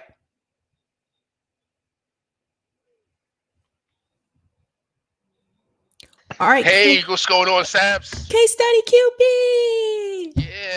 Yeah. I just want to say much love to the previous caller. Much love to you. Thank you for using my clips because that's something that gives me fire. That gives me motivation when I see Harlan's media. Brianna had a show with a ton of clips, and then you using the clips today is like, wow, okay, I got to keep it going. That gives me motivation. So I appreciate that. And to answer your question. Well, first of all, I was watching the show, so I want to confirm with you that, the big pharma is they do not look for cures, and they want you. They're like the real street drug dealers nowadays because they just want to get you hooked on the drugs, and they want you paying for life. And I'll give you a personal example. I have bad eczema, and I've gone to probably over 10 different dermatologists. And the last one I went to said, "Oh, you're in a great time for having eczema because within the last 2 years, we have a new treatment for eczema." I was like, "Okay, great, wow, I can finally get rid of this thing." And they say, "Yeah, it's called the Depixin, and you have to inject yourself once a month with it." I said, "Okay, interesting." Said the only thing is you have to use it for the rest of your life. And I'm like, "What?" I gotta use. Yeah, you gotta use it for that. I'm like, no, I'm good. So, I just want to confirm. You still there? I just want to make sure you're still there. I am. Okay, cool. Okay, And then the last thing I'm going to say about is the progressive movement dead? Is the progressive man? So I like to be a hopeless, a optimist as much as I can, but I must say that the progressive movement is like my New York Knicks. They just keep losing. They're not like your Boston Celtics who've been winning on a winning, streak. 18 win out of their last 18 games, they won 15 games. But yeah, we just keep losing. I believe of the inside outside game, right? The inside game would be the squad and so-called progressives, but they're not they're not winning. And then we got the outside game, which would be our we're growing because we got the March for Medicare for All, we had the Force to Vote, and I love these kind of actions. The General Strike Summit, you had the Women's Summit, and then the third summit. I'm hoping to be a part of that. That's coming up. Like that's what I call outside growing, and we're growing because we would think that this kind of energy would come from the very top of our progressive movement, which I would consider TYT. And they tried with the Justice Democrats. They tried, but we need in the streets action. We're growing. So the outside game is still growing. The inside game has been disappointing us. We're losing. We're the Knicks. Oh, Thanks, Sabs. Yeah, I know. I see what you mean. I think like a big part of it is just because I hate to bring this up again, but it all goes back to the money. And I feel like a lot of people don't want to talk about that. A lot of people don't want to talk about the reason why these things aren't getting done. I'm sorry, Sabs. Is there any way you could come a little closer to the mic? I can't hear you too well. Can you hear me now? Yeah, that's a little bit better. Oh, sorry, I moved the microphone. I feel like the reason why a lot of these things are not getting done is because of the money. And I feel like this is the problem that we have in the progressive movement. A lot of the people that we've been watching for over the past couple of years hosting these shows that they brought us over to this space, right? So they introduced us to the squad. They introduced us to people like Bernie Sanders. The problem is that those people are not of the same class as a lot of us. So even though they wanted to fight for those issues, you have to remember at the end of the day, if it doesn't work out, they're still going to be fine. And I think that's what some people may not understand. If we don't get Medicare for all, people who are millionaires, people who are rich, they're still going to be fine. If we don't get, cancel student loan debt, if you're a millionaire, you're still going to be fine. So there's been people, I think, in this space, they've made a lot of money coming into this. They've written books, $1 million deals. And so, yeah, they can still like preach the narrative and preach the rhetoric. But at the end of the day, if the squad fails, it doesn't really hurt them. They can always pivot to something else now, which we've seen some of them do. Like I said, like after Trump lost and Joe Biden won, all of a sudden people's talking points started to change. And it's really disappointing. But at the end of the day, I think in a way, I'm kind of glad that this happened because it shows you who was really willing to fight and who's not really willing to fight. So for the people who are not strong enough to fight, we need to go ahead and weed them out. Let's let them go ahead and go and do what they do. And the people who do want to stand here and do want to fight, especially the work on the outside, we need people who are strong, not just physically strong, but we need people who are strong-minded. We need people that at the end of the day really have nothing to lose. And I think that's the problem. So yeah, like I said, it's unfortunate, but again, a lot of people are not talking about the money because if they bring up the money issue, then they're talking about their self because they're a part of that same class. So that's why I always bring it back to the class issue. But I'm sorry, when you have like progressive candidates who said they would only take grassroots donations and you see that they're taking corporate money, whether you're wealthy or not, if you're on the left, you have to call that out. And people have not been doing that because they want to be nice to their friends, because they don't want to lose their social circles, because they still want to make money in this space. But if you have to lie to people to make money in this space, what does that really say about you? 100%. I agree with you. We, as the outside, you and I and everyone in this chat, on the outside, that's our job. We got one. Well, we got more than one job, but one of our main jobs is to call out our own leaders. I think I don't know if you saw the clip. I clipped out a pretty good where David Sirota and Brianna Joy Gray was going back on her show. she had a clip on the back face where they was talking about Pramila Jayapal.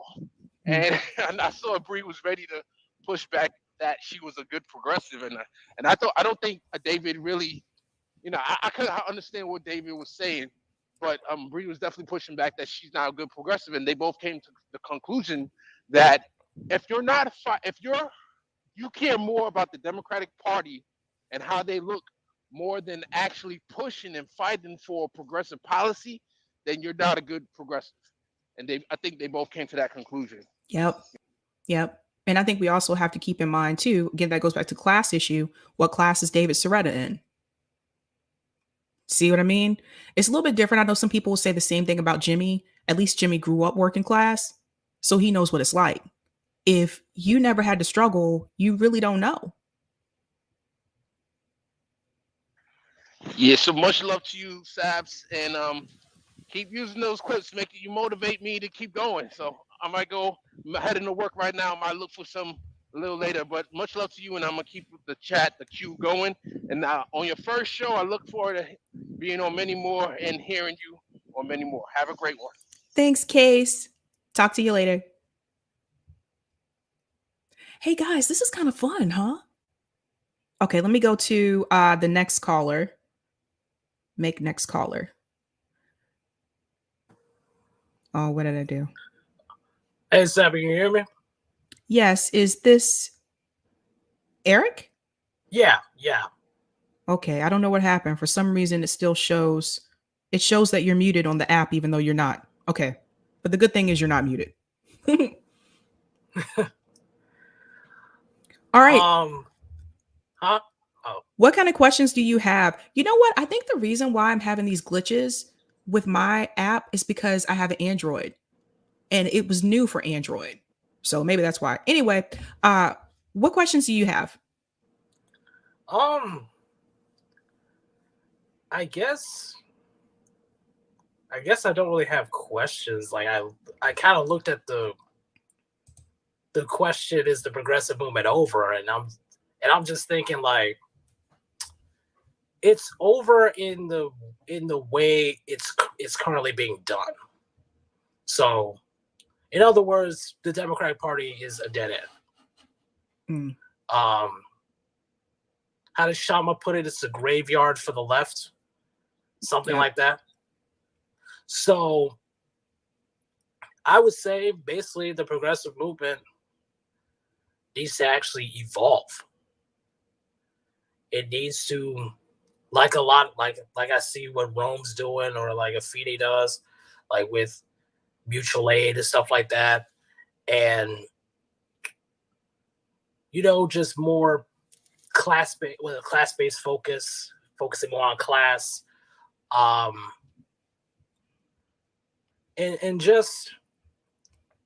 and maybe instead of calling it the progressive movement, maybe have it be like a working class movement, or like a proletariat movement or something. Or I guess at least consider the Green Party if we're gonna go party.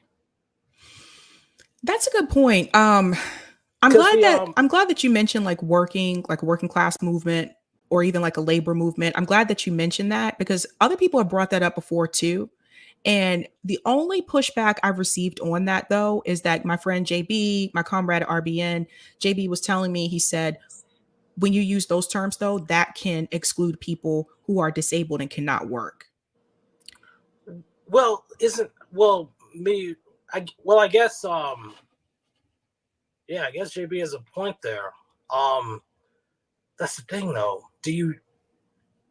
I'm guessing, do you use like, I guess the only thing I can think of that's close is like an everyday people's movement, or something along those lines.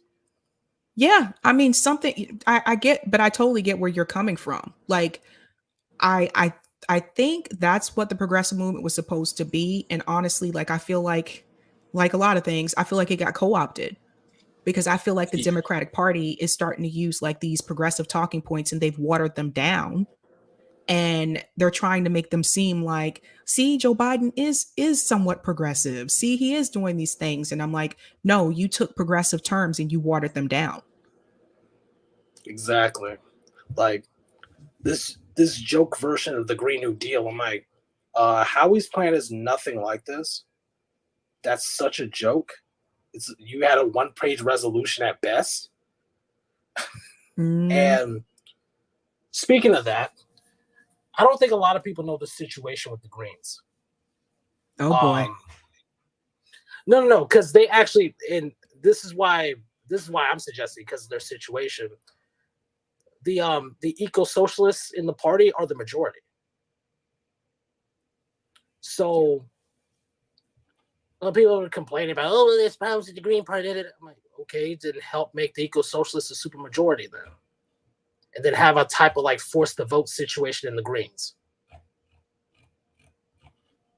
I could see that happening too. I mean, well, that was one of the questions I had. I was like, why aren't we trying to take, similar candidates and run them through the Green Party and take over the Green Party? Yeah, because I just think honestly it's because people don't know the situation in the Greens. That's a good point. I mean, for me, I think I'm really going to try to see if I can get, and this might be a long shot, but I'm really going to try to see if I can get Jesse Ventura to come on, because I think we need to hear from somebody who did it that way and won, because they know what it took to win and he knows what it takes to be successful. Oh yeah. I don't know if you can. I don't know. Maybe I know he hasn't really won anything, but maybe try to get Howie on. Maybe. Oh no, I don't know about that one. Maybe that's the biggest. I know he's not the most exciting person. Much respect, but I don't think that Howie Hawkins was the right candidate to run in 2020. And I know, Jesse decided he didn't want to run after all anyway, but still, out of all the people, I just don't understand why they went with that one. And actually a Green Party, member actually came on and talked about that and what happened with that process. But I still would like to hear from Jesse Ventura himself to see if he can explain, like what are we doing wrong? Like there has to be some type of, he won somehow, right? And he didn't run through the Democratic Party. Shama Sawant won and she didn't run through the Democratic Party. Well, to be fair, they are local races. But I think that's where we should put more of our focus. Yeah. Yep. Yeah, just making sure it's clear not to like give our hopes up too much, Mm-hmm. But it is but keeping our focus on local politics is important too. Mm-hmm. That's where I start seeing like with me teaching, it's like this dumb, you start seeing like this dumb battleground like CRT and all this stuff. Excuse me, what? What? Where did this come from? Well, someone just posted, and this is Johnny GL just posted on YouTube, Shama has gotten more done on city council than the whole squad.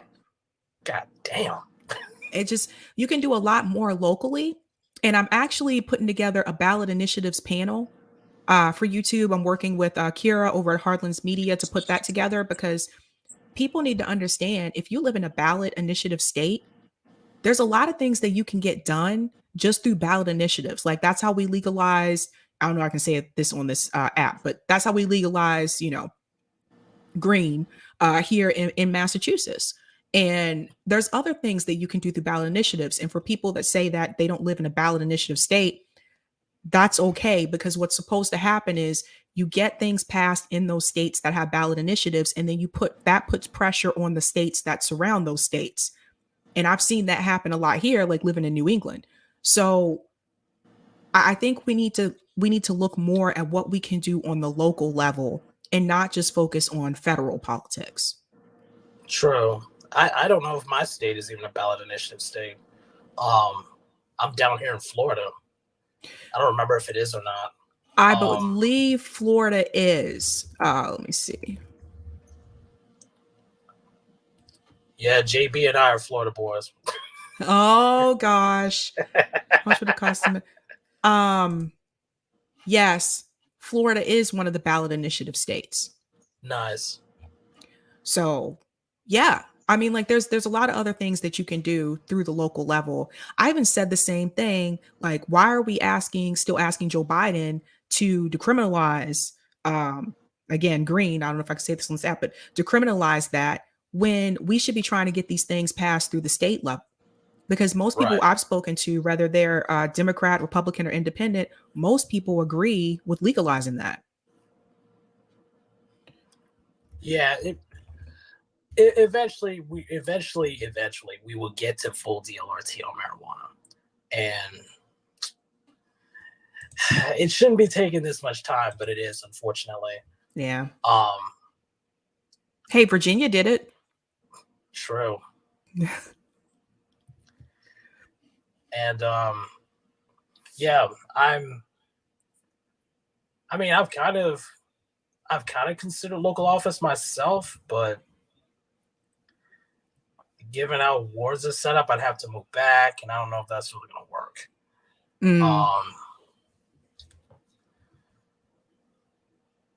But yeah, education has to be the base there. Well, I guess community-focused education, because you have people that are just, it's not for me, voting's pointless or whatever. But yeah, keeping our focus local should be the plan. Yeah. I also highly recommend, like, I think we should be focusing more on not just what the school systems can do, because that gets all into property taxes and limited resources, but what can we, like you said, what can we teach each other in our communities? Like, we should be teaching each other how to grow food. Most people don't know how to grow their own food. We should not be relying on the grocery stores. Like, that's a scary thought. And this kind of hit me, like, when the pandemic started, my state shut down completely. And the first thought I had in my mind was, how am I going to get food?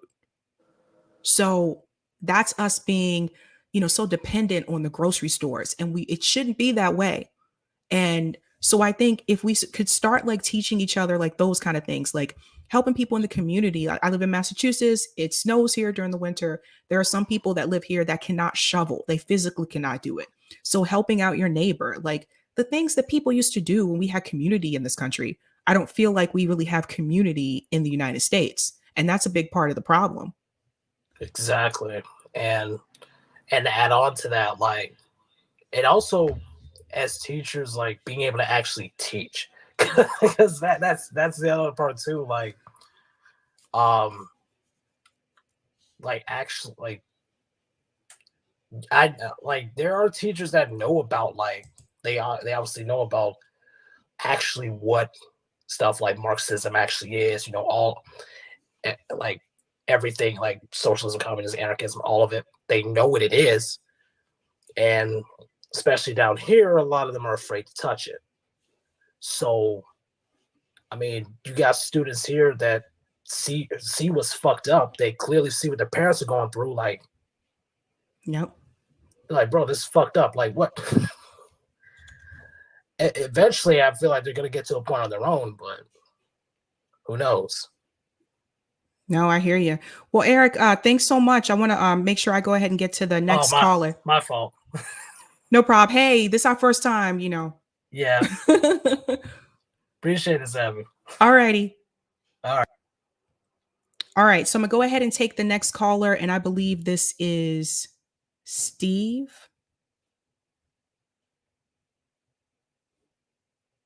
Steve, hello? I think I selected Steve. Steve, is that you? Can you hear me? I think I did this right. Invite to speak. Make next caller. Yeah, I think they need to work on the app for Android. Steve, I don't want to skip you. I don't know if you can hear me either. Hey, can you hear me now? Okay, I hear you. Yeah, man. You're weak, so I didn't want to speak over you. But yeah, it's also it's super glitchy, but it's a fantastic platform. Okay. And I know they'll work the bugs out, and we're really lucky to have this. And thank you for everything you do and for your sacrifices making this happen. And thank you to your family as well, because as a man with a family, like I realize doing something like you're doing has got to take away from your family time. So thank you. Oh yeah, sure, no problem. Okay, so I wanted to hit a few points if you can hear me over the frogs. Where are my notes here? Okay, so on ballot initiatives, I'm in California, and we had in the last election cycle the gig work bill, which Uber and Lyft were able to like overturn a state legislative making them fall under regular labor law. And then also this was I think in 2006 or 2008, the voters in California banned gay marriage until the state Supreme Court overturned it. So like ballot initiatives are an arena of struggle to be sure, but I just, let's not romanticize it, I guess is the point I'm trying to make there. It can go both ways. I'm just going to hammer through these real quick, if that's okay. Okay. Okay, on the Greens, there's a lot of talk about Greens, and I've been a Green Party member and involved in the state party here and the local party.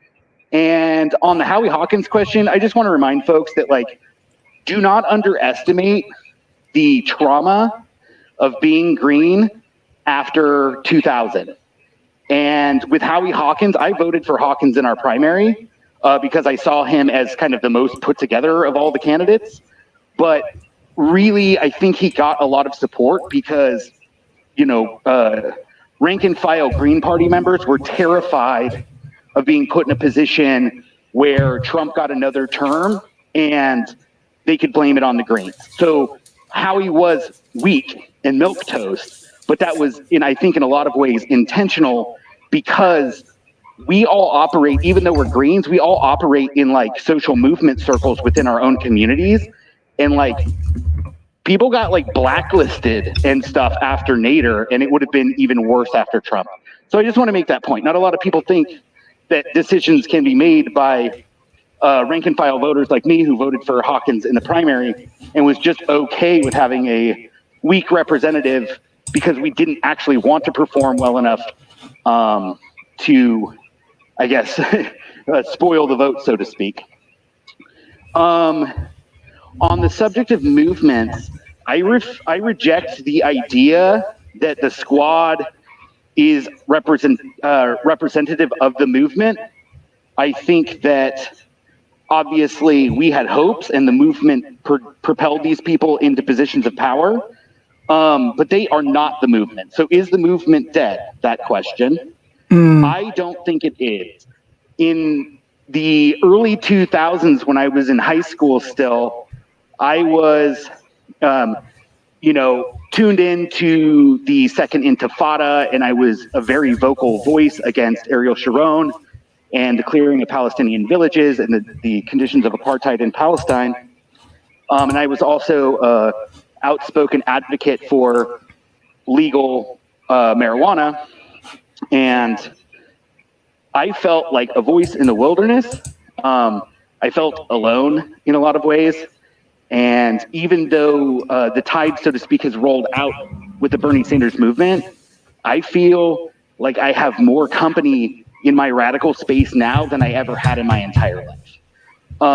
And the word movement I like to think of as like moving, right? Plate tectonics, like the earth is constantly moving. Periodically, those tectonic plates will snag and it builds up pressure. And I just want to say that while it seems like it's dead, it's certainly existing and the pressure is building and we're in a revolutionary moment. And you brought up food. And I think that's one of the key things that we need to think about as leftists and organizers is that we need to build our own capacities for waging revolution. That means how do we feed ourselves, clothe ourselves, shelter ourselves? How do we defend ourselves? And these are the real questions I think we need to be asking ourselves now, because revolution is on its way, whether we like it or not, because capitalism is in decay. And so we need to be positioning ourselves rather not necessarily looking for electoral fights, right? But also doing the groundwork of creating the conditions for us to wage revolution. Absolutely. And this Those is are my notes. Yeah, no, that's well said. I think, and this is part of the reason why, like, we need to pay attention to people like Rome, my comrade from RBN, he goes around the country to do tour for the poor. Like, we need to be paying attention to that. Like, today he was live streaming, he was buying gas for people, just getting people gas. So it's like, it's things like that. No, you're right. Like, I think the pandemic woke Americans up, so to speak. I think we are very comfortable in this country, especially when I talk Yeah. to friends of mine that are coming from places like Josana's from Brazil. So she was telling me about what she had to deal with in Brazil compared to what we complain about here in the United States, right? So I Right. think That's the that, problem. Right? yeah, absolutely. I think Americans, I just think we're too comfortable. And even those who are, unless you're poor, the problem is, my biggest fear is that the people who are very wealthy, when shit hits the fan, they are going to be the ones that harbor all the resources, and everybody else below them, we're going to be the ones without water, without food. And if we don't know how to do these things for ourselves, we're going to be in a world of trouble. Yeah, I 100% agree with that. The concept that I kind of work with is called building material bases of resistance, which means like building the basic capacity to meet our metabolic needs because the system will not provision those for us indefinitely. Well said. Well said. No, I hear you, and I hear you too about the Greens. It's yeah, it's a frustrating experience. I still think that it was really upsetting to see that Jill Stein was on the ballot in like 48 states, and to see like left progressive media tell people to just vote for Hillary Clinton. Well, no, why didn't you tell them to vote for Jill Stein? So I don't know. Yeah, I'm empathetic to the frustration, but like, we're we're up against like incredibly powerful forces, and Thorstein Veblen is just this like obscure economist who wrote a really fantastic book called The Theory of the Leisure Class, like in the late 1800s.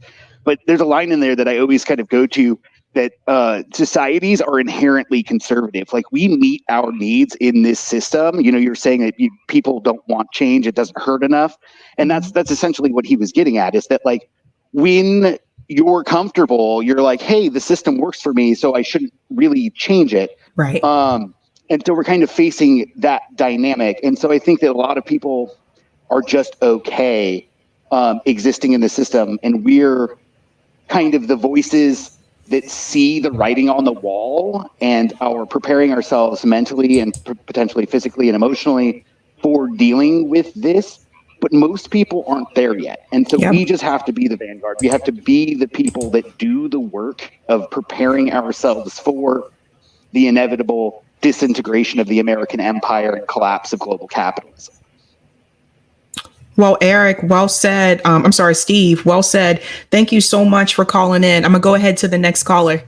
Absolutely. Thank you so much for your time, and much love to everybody. Bye. Bye. All right, so I'm going to go ahead to our next caller. I hope you guys can hear me okay volume-wise on the Callin app. So I am going to talk to Elijah. Now, let's see if this works. Here we go. Elijah, I think there's a little bit of a lag, so I just selected you as next caller, so let me know.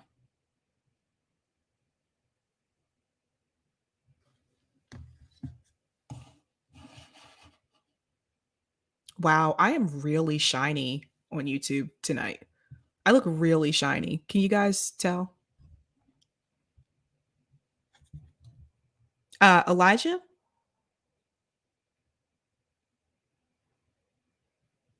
me try one more time.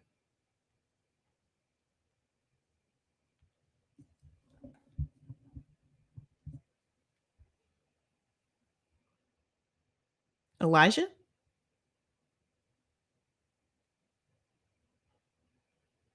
I don't want to skip you either, I think. Yeah, guys, that is one thing I have noticed. Like with Android, there does seem to be a couple bugs like on the app. Because like it shows obviously that It's showing me that Case Study QB is still the caller and he's not. So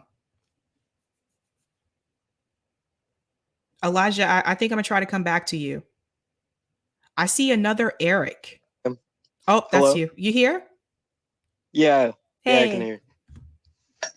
Hey, yeah, sorry. I think there were some technical issues with like the settings on my phone. I'm also on Android, so that might be part of the reason why. I'm telling you, I think it's an Android thing. All right, No, I welcome. know. No, I just have really strict security settings, so my Oh. phone just didn't give access to the mic. But I want to answer the question of if the progressive movement is over, because I kind of fit into a weird part generationally, since I was a kid during the Occupy movement. So I remember going to organizing meetings and stuff when I was like 8, 9, 10 years old. I was lucky enough to meet Cornel West at like one of the offshoot movements. It was a group called Occupy the Hood. And like I remember seeing how the Occupy movement grew and changed even when mainstream media was kind of reporting it was dead. Because after Hurricane Sandy, most of the activists from Occupy Wall Street went into Hurricane Sandy outreach. And so we were organizing and actually sending out supplies to people before Red Cross could even get there. And it was so crazy because when Red Cross actually came into parts of southern Brooklyn, Staten Island, they were actually trying to use Occupy Sandy's movement as one of their organizing networks. And Occupy said they wanted to be independent, but Red Cross got the credit. So I think what's interesting with movements now is that it's not that it's dead, it's just too fragmented. Because there's so many different people who are working on issues locally that don't even communicate with each other. In New York, you'll see people who might be very strong when it comes to climate change, but they didn't necessarily get involved in criminal justice reform or fighting the drug war policies wise. Or even when it comes to foreign policy, I'd say in general, when you look at the left, you'll have a lot of leftists, especially around my age, where they just defer any foreign policy to whatever the establishment says. And so I don't know necessarily how you bridge all of those gaps. I know in New York, we've actually had a lot of strength from nonprofit groups working with activists in different groups. So there was a nonprofit that I was a part of called Vocal, which originally had been called NICAN, but they worked to get housing for people with AIDS originally in the 90s. They were behind one of the groups that did bail reform in New York. And they were also one of the groups, along with the Drug Policy Alliance and other groups, that actually got cannabis legalized in New York.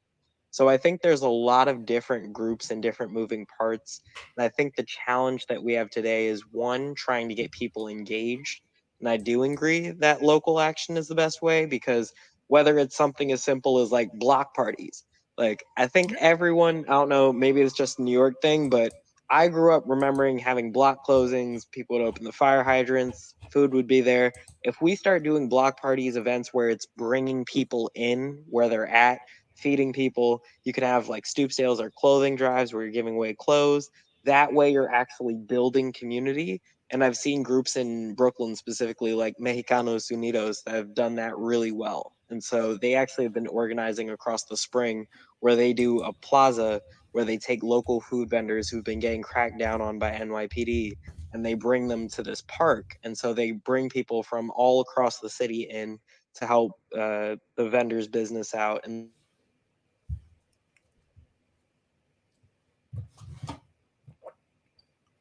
Uh-oh. Oh, shoot. Elijah, I think I lost you. Oh, no. I don't know what happened. Maybe it was me? No? I'll try it again. While I wait for you, I'm going to go ahead and shout out some of these super chats. Thanks so much, Ashura. Is subscribing to Sabby Sab's channel the new Jimmy Dore's Garage? Where is the guy in Dick Long?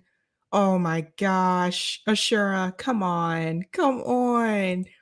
Thanks for the super chat, Cool Blue. MSDNC discussion in which they pretend to care. It's a good point. Well said. Thank you for this super chat as well, Ashura. Grim got put on house arrest because he did a grim job on his reporting. Oh my, okay, Ashura, you were like, you more cringe tonight. Thank you so much for the super sticker, Debs Mo. Thank you for the super chat, Sparty Matt. A worldwide pandemic couldn't get these slime balls to pass Medicare for all. They can't agree on public health, but they can come together on war. Well said. That's a good point. And thank you for this super chat as well, Ashura. Hashtag Jamal Blowman. Tweet that on that clip. Ashura, have you been drinking tonight? What what is going on? And thanks for the super chat as well. What the F was what the F was Pelosi on? Jimmy made fun about it. Yeah, I don't know. She was kind of weird. And thanks for the super chat as well. The frogs want to be part of the call-in. Let them in. Oh, I know. That was so cute. I loved hearing the frogs in the background. So Eric, I'll go ahead and take those comments on Rockfin. And right after this, I'll go right back to callers on Callin. Thank you so much for the tips on Rockfin, Roger Meadows. No offense to those with the new intro music, but I really love the original with that jazzy saxophone. With everything going on with censoring, may I make a plea to all of my fellow viewers, start making comments on Rockfin, a worker co-op, while YouTube is corporate. I want everyone to understand that by financing YouTube, you are financing Sab's future censoring. Oh, Roger. Besides, a $2 YouTube chat, Sab only gets 5 cents. Rockfin, $1.50. Don't feel bad about Pac-Man. I used to be a big fan of someone else from Boston, Russia Maddow, when her name was Rachel. Won't front. I learned a lot from her pre-2016. Lawrence taught me how the U.S. Senate works. Ed Schultz taught me about how UN decline led to income inequality. And Melissa H. Perry took me to class on weekends. You remind me of her. Bernie 2016 revealed to us that only Ed was on our side. Oh, good points, Roger. Thank you for this tip as well. I got the perfect way for you to get back at Liz. Start that ballot initiative, baby. Massachusetts Medicare for all, that allowed to negotiate for lower drug prices. While you're at it, prohibit companies with 1% or make stake owned by a single out of state investor, or 5% or more owned by multiple investors from making political contributions in Massachusetts and local campaigns, and prohibit funding independent expenditures or PACs. Boom. And then I think there's one from Gene. Thanks so much for the tip on Rockfin, Gene, as well. So I don't know what happened with Elijah. I'll try one more time. And then if I don't get him on this time, I'm going to go ahead and go to Eric. It looks like there's another Eric as well. Oh, I think I accidentally muted myself. I'm so sorry. Okay. No, it's no worries. I'm just glad it wasn't. I was making sure I didn't do something wrong because it's me we're talking about. Yeah. So going back to, I'm trying to think. Oh, I was talking about just community organizing. I've seen even too, there's this awesome person. I'm forgetting her name off the top of my head. I know now she's in California because I think she goes to UCLA. But she runs this organization called the Youth Alliance for Housing. And she's been doing a lot of what she calls imagination sessions, which is a way where you can actually bring people in groups and just ask discussion questions like, what would a future with housing mean? Because that's specifically what they do. But it could be healthcare, it could be any issue you want to talk about, and just bring people in for an open discussion or finding a forum. Because I think a lot of the Oh, you said his volume's kind of low, Eric? I heard him just fine. I lost him though. Elijah, I'll come back. Let me go to the next caller, which is Eric. Okay, Eric, I am making you the next caller. Let me know if you can hear me. I can hear you, Sabby. Can you hear me? I can. All right, cool. Thank you. It's been a while that I've been listening to you. And so thanks for the opportunity for me to talk. And the question, the movement hasn't died, but it certainly has been deflated. And the wind behind the sail that was the progressive movement definitely started to die after Bernie Sanders essentially dropped the baton and gave up the race for Joe, calling him his best friend. I think that's when you really saw a lot of people that were behind this sort of kind of dwindle away. But I think, one of the things that is really great about RBN is that your message is so honest that it is there for the taking right now. That if we had charismatic leaders that could actually put forth the ideas that Bernie was bringing to the forefront, but didn't have the fortitude to actually make them into a reality, that it's there for the taking. And so it's not dead, but it's certainly on life support, I want to call it.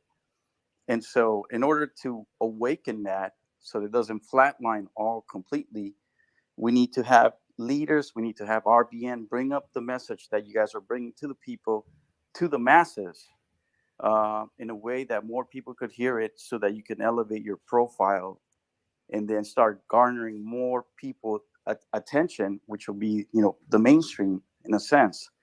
So we need more of that. So we need to support you guys to get out here to all the states, and maybe start by doing some of the bigger states here in the next 2 quarters, or before the end of this year. If you did that and you had a strategy that was sustainable, and I talked to CJ about this, I think yesterday, then we can set up a program with initiatives that can combine other programs and initiatives that are going in those states. And it's slowly but surely over time, we can bring about some of the changes that you guys continue to talk about.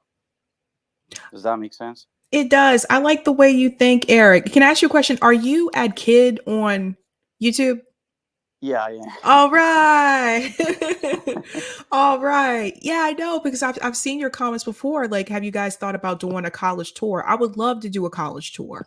I think the question is just like, how do we even start that? How do we put that together? But we would love to do that. I'll tell you this. It's by taking the first step and just saying, how do we do this at the first state? And just taking that and making it successful. Because as soon as you make something successful, people will start to open up the doors. But the first one will be the hardest to do, meaning, how do you get the place to do it and assemble and do it safely, right? But you could do it. We can prepare and help you guys out.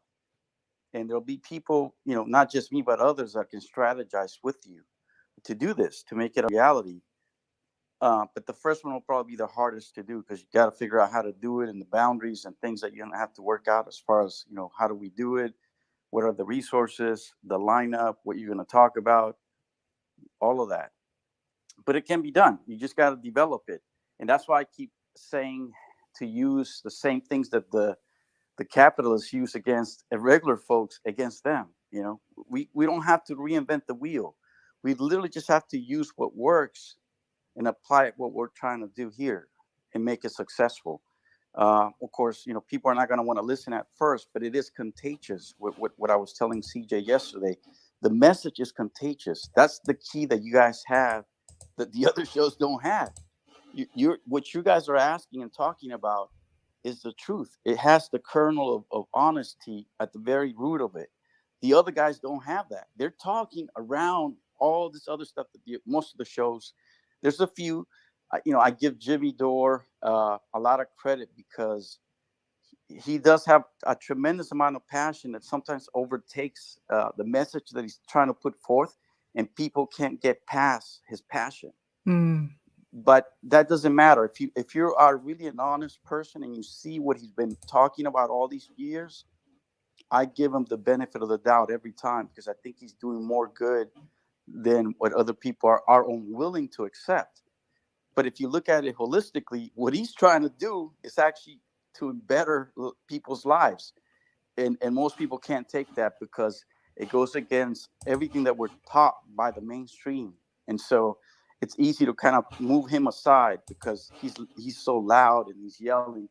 But he's introduced me to many people that I would never thought about unless he talked about them. And so, going back to RBN, you guys have the strategy, you have the panel, your group, with various types of skill sets. And I think that there's a lot of people that are listening to you, like myself, that in the background, maybe we can't do it because, we're in different stages of our lives, and we have other things that we've got going on, but we can support you. And I think that's what we need to do. So. Wow, Wes, well said. Yeah, we would love to do those things. I do know there are more plans that are in the works down the road. I don't like to talk about these things beforehand because I'll be honest with you. Some people hear these things and then they'll take your idea. I'm just not even kidding. And so that I'm telling you, that's, I've been working my whole life since I was 14. I've gone through so many things that I've seen growing up, in where I grew up here in the area that I lived, and I was thinking about this today. How much the movies, Hollywood, everything that we see growing up, it sets the stage for us to accept the way that things are. It's the reason why, like I'm Catholic. Why is it that Jesus looks the way he looks? Why does he have blue eyes? All these things that are set up by the mainstream so that we are conditioned to accept what the mainstream wants us to do. And it takes so much to break through that, that we accept it, because most of us are working every day. We can't see that. Even good people, they can't, even smart, intelligent, even more intelligent than I, they can't see past that. And it takes so much to break through it, and it takes a lot of tactfulness. You of all the speakers from RBN, you're very tactful, and your message is soft, but it gets to the people that are trying to listen to you. So thank you for doing that. Oh, thank you so much. I appreciate that. All right. So, again, thank you for the opportunity. I don't want to take up, somebody else behind me, but I'm going to continue to support you guys, and I continue to encourage you guys to do these things that you're doing. And I think there's going to be more good things to come in this new year. And I'll definitely try to continue to support you guys in any way I can. So thank you. Thank you so much. Thank you. All right. So the next caller is Oz. So I'm going to go ahead and put Oz on the mic. So Oz, let me know when you can hear me.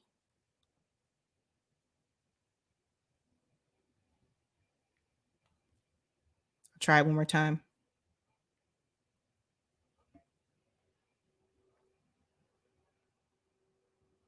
Man, I am super shiny tonight on camera. I'm so shiny.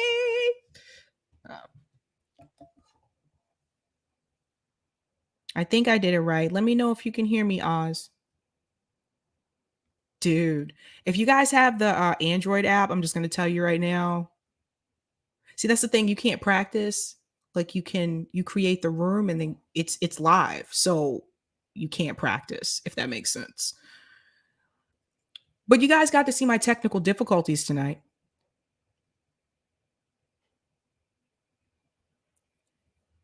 Okay, Oz, I think I made you next caller. So let me know if you can hear me.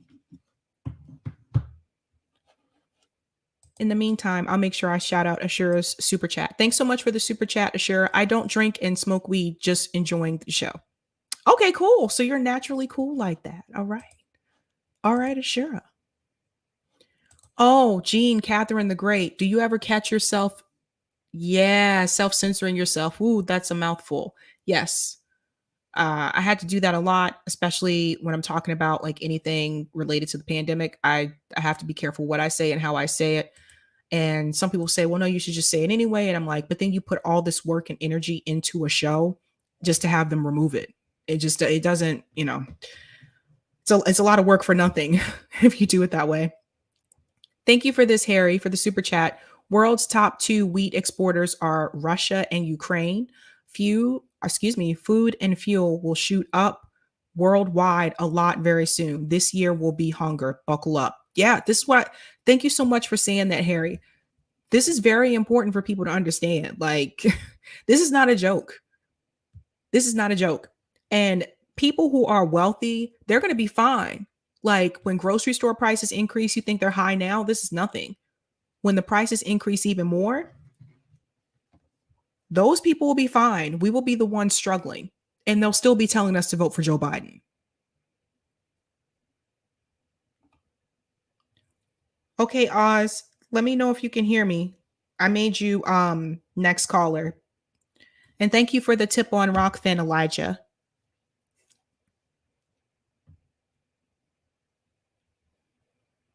I should have known that when they said preview early. It's so funny. I think that companies assume that everybody has an iPhone. I don't have an iPhone. I drop my phone a lot, and I've also heard that if you break the screen, like friends of mine that have had iPhone, if they crack the screen, like they have to pay for that. I don't have time for that. Let me see. Probably should just go to Betsy. Okay. Well, Betsy's a listener. She's not a caller. Is she a listener on your phone?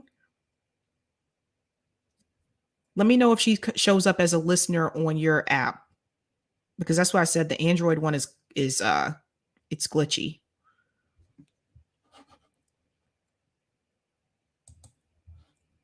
Let me see if she, actually I could just do it on the screen. Oh, she is a caller. See, guys, this is what I was telling you. The app is glitchy because you'll see here. I'm gonna make this full screen. Watch this. Bet. See how it shows Betsy as a caller? On my app, it doesn't show Betsy as a caller. It shows Betsy as a listener. So let me boot scoot to Betsy. Let me see if it'll work this way. Invite to speak. All right, Betsy, I invited you to speak. I don't know if this is going to be the same or not. I think I just made you a host now. Yeah, dude. Can you hear me? Can you hear me? I can. Hello? I can hear you. Can you hear me? Oh, awesome. Yes. Cool. Hey, Sabby. Welcome. Hey, this is Betsy from Massachusetts. So, whoop, whoop. Yes. I was commenting about that on YouTube, but earlier. So yeah, you kind of took the words out of my mouth before when you were talking about you know, the term progressive being co-opted. And I totally feel that way. And, you know, I think that it's very much true on a national level. But in thinking about it, I'm not sure like how much it really bothers me, because it's just a term, it's just a name, and I think that whatever we call the movement, if populist or whatever it's going to be, I think it just has to thrive. And so I'm not, I think I used to be really troubled by it. And now it's like I almost want to call it just, progressism. I can't say that word. Because I remember probably 10 years ago, I used to say, oh yeah, I'm liberal. And now I cringe anytime someone calls themselves liberal. I'm like, no, you mean neoliberal. Because it got co-opted. And I think this, the same thing happened. But on a local level, and thinking about this while there were other callers, and thinking about what I wanted to say, is that here in Massachusetts, I think there is a decently strong progressive movement. It's not, as populist in the way that I would like. But I'm very lucky, very blessed to have as my state senator, probably the most progressive person in the state Senate, Jamie Eldridge. And he has been a leader and a champion in so many causes. And I work with him directly on getting Medicare for all of Massachusetts, which he puts that bill forward every 2 years. Yep. And I think he's been doing it for 10 years now. It's, it is it's a tough job, but he does it every time because he knows how important it is. And then I've got on the other side, my state rep, who is awful, Kate Hogan, who could very well become the next speaker or the next majority leader. God help us all. And she calls herself a practical progressive. And she started doing this a couple years ago when she realized that all of these people in her district, I'm in the 3rd Middlesex, are progressive. And I think she got scared that someone was going to primary her. Well, someone is primarying her, actually, someone in my town. And he is like getting signatures, get on the ballot, but he's running as a Democrat. And that is a very frustrating thing because people feel like here, as well as I'm sure most other states and federally, that they cannot win an election unless they run in one of the two major parties. Yep. And that is a huge problem. And the Greens, yeah, they have ballot access just about everywhere, but I feel like no one takes them seriously anymore. Especially because they don't really run local candidates. I mean, Massachusetts would be one of the perfect states to have a Green Party member in the state house, or as a mayor or something, and you don't see it. And so if it can't happen here, I mean, I don't know about California. Maybe the California folks could speak to that if they have any Green Party members in their state legislature. And there maybe there are a handful or something, but and I'm a member of the People's Party, but I've been very disappointed with all the infighting. Right. I saw your interview with Nick Brana. I've talked to some other people about it. I very conflicted. I don't know, because I think trying to take over like the Green Party, I think that would be too challenging, and that's I think the reason why they started the People's Party, and that's a question they get asked all the time. But I also have friends who are they call themselves progressive, they even populist in a lot of ways, but they still feel like the only way that they can change things electorally is by trying to change them from within the Democratic Party. And my pleas fall on deaf ears when I tell them, look what they did to Alex Morse when he tried to primary Richie Neal out in Western Mass. And they still just are like, no, I can't leave the party. I have to try. And they do it for years and years. And I finally gave up, and I unenrolled 2 years ago, the day Bernie dropped out. I was like, nope, if Bernie actually wins the primary, I will stay a Democrat. But if he doesn't, I'm leaving. So bye-bye. So that's sort of my 2 cents. So yeah, I in a nutshell, I'm not really, if the progressive movement is over, as the term progressive movement, I don't think it's such a horrible thing just because it's been so co-opted. And look at all the people in the Progressive Caucus. I mean, my congresswoman, Lori Trahan, is in the Progressive Caucus, and it's such a joke. Such a joke. Joe Kennedy was in the Progressive Caucus too. Right. Right. And anybody can be a member. I think like Jamie Raskin is. I mean, it's ridiculous. And Pramila Jayapal, I mean, all of them, the squad, I lost all hope in them. So yeah, I just think whatever you want to call the movement, it's got to really just be from the people. And I think it's just a populist movement. And a lot of that I can see. I know what you were saying before about keeping in mind people who are disabled and can't work. But I do see a very strong movement coming from, all of these people who work at Starbucks, who are trying to form unions. And you have like the Great Resignation of people who just are refusing to go back to jobs that pay crap and give them no quality of life.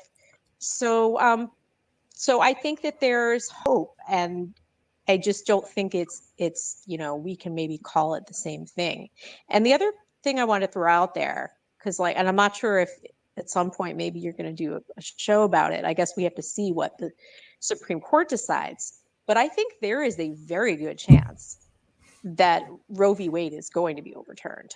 And I hope I'm wrong, but if it is, or it's something where it's so severely limited that it's like might as just as well be overturned, then I would think that you're going to have millions of people going to DC, being out in the streets protesting, and for what though? What is it going to do? What is it going to change? Mm. And it would be great if we could harness that into this populist movement, or whatever you want to term it. And I think it could very well just be thrown to the back to the states. And Massachusetts, we're very lucky, but I worry. I worry about I've got female coworkers in Texas. Yep. And I already worried about them. But I mean, I just think about all of these, women scattered all over the country who are basically, it could be really dire straits for a lot of them. And I want to do something to help. And I think that, part of the movement could be just that. I don't know. Absolutely. Almost like an underground railroad type situation to get women help when they need it. So absolutely. Anyway. I have a quick question for you, Betsy. So I was at the Bernie rally in Boston for his 2020 campaign, and there was over 10,000 people there at Boston Common. And I want to get your perspective on this. Were you surprised that Joe Biden beat Bernie Sanders in Massachusetts? Because I don't know about you, I never saw a Joe Biden sign. Yes, I was surprised. And I think I saw like one or two, Joe Biden bumper stickers and like a couple of signs. I was very surprised by that. And I'm not really sure. The only thing I can surmise is that I had a bunch of Bernie friends who voted for him in 2016, and somehow they got wooed, they got sucked into Elizabeth Warren's camp. I don't know how that happened. And I tried I begged and pleaded with them about it. And they were like, no, I love Elizabeth Warren. Just like, oh my gosh, they're like, Bernie's too old. That was pretty much the best argument they could come up with. And so I think that there was just support. A lot of his support bled and went to her. And I think that's probably, how Biden wound up winning. I was surprised for sure. And I also know people, and I myself am in this camp, although I still voted for Bernie. I don't understand, and maybe you can answer this, or somebody. How come Bernie ran as a Democrat again after what they did to him in 2016? He should have walked out of that convention in 2016 and just, been fuck you all, because it was clear that Hillary was going to lose anyway. Absolutely. Absolutely. Well, one of the things that I think a lot of people were turned off by that. Yeah, I really do. One of the things that I was told is that Bernie Sanders was invited to run with the People's Party. So that was one of the things I was told, to join the People's Party. Another thing that I actually heard Bernie say himself, he didn't want to go the way of Ralph Nader. And so, yeah, I've heard that too. Yeah, I think he thought if he ran as like an independent, to me, it didn't make any sense, because like you said, they already screwed him over in 2016. Why would he want to do this again? The media, not just the Democratic Party, but the media had so many smears against him. And to see him go on the debate stage every other time saying Joe Biden is my good friend, like, why did he feel the need to keep saying that? And I look back on these things now, and at the time I was just like, yeah, Bernie's doing a great job of these debates. But now I look back on it and I'm like, what was he trying to tell us? Was he trying to signal to us, hey, if I don't make it and Joe does, you should vote for Joe? And I think he was prepping us for that, trying to make it seem like he wasn't as bad as he was.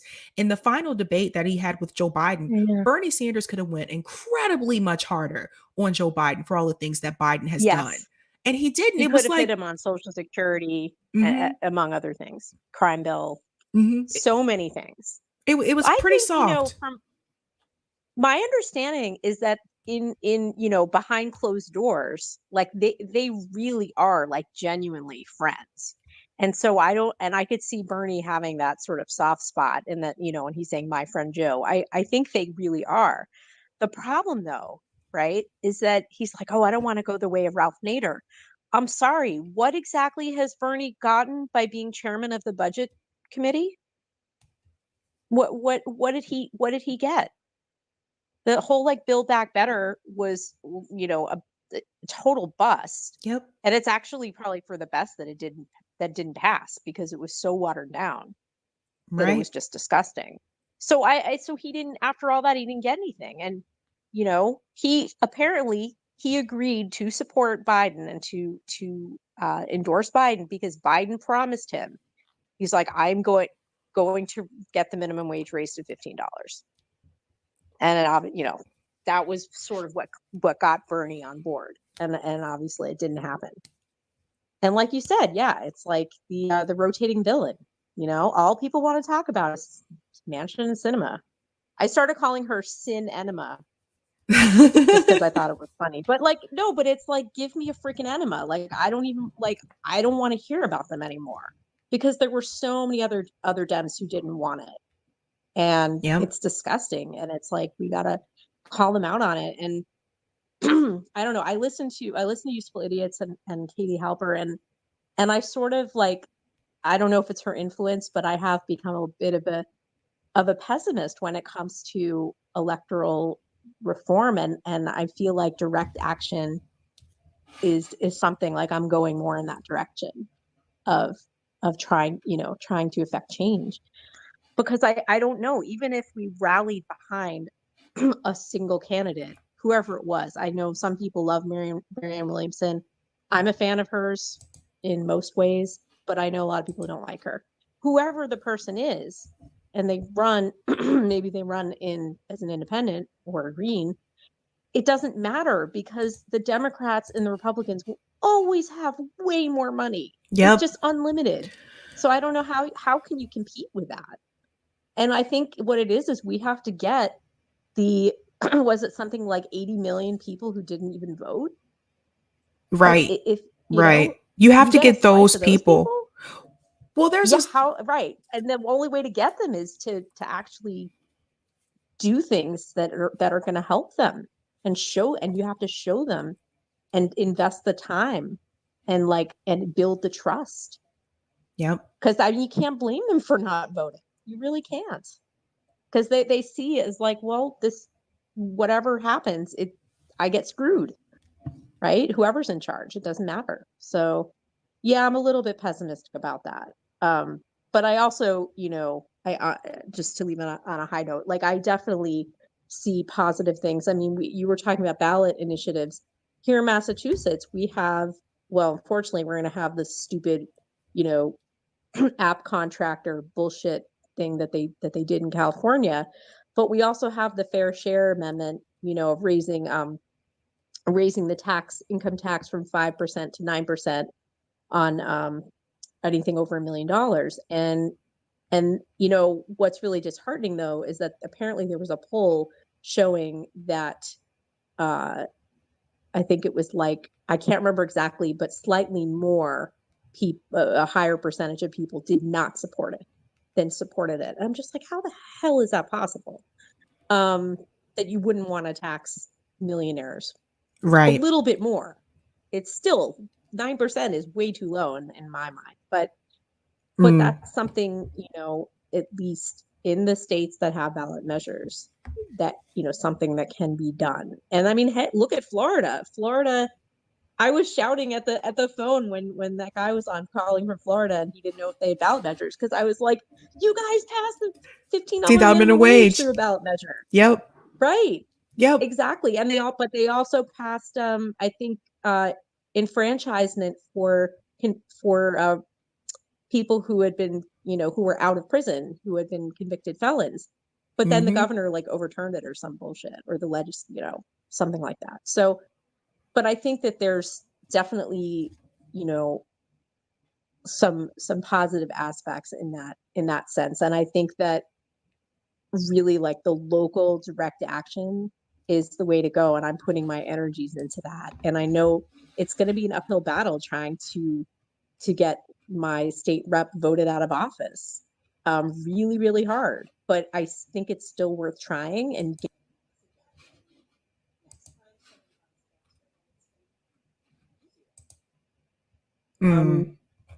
like take some of the wind out of her sails. And if it forces her to move left a little bit, then great, So yeah, that's my 2 cents. But I was so excited to call in. And by the way, I also have an Android, so Yeah. you're in good company. All right. Yep. Yeah, this is so glitchy. I'm still figuring it all out. Like it's showing people as callers that have already spoken. It's kind of weird.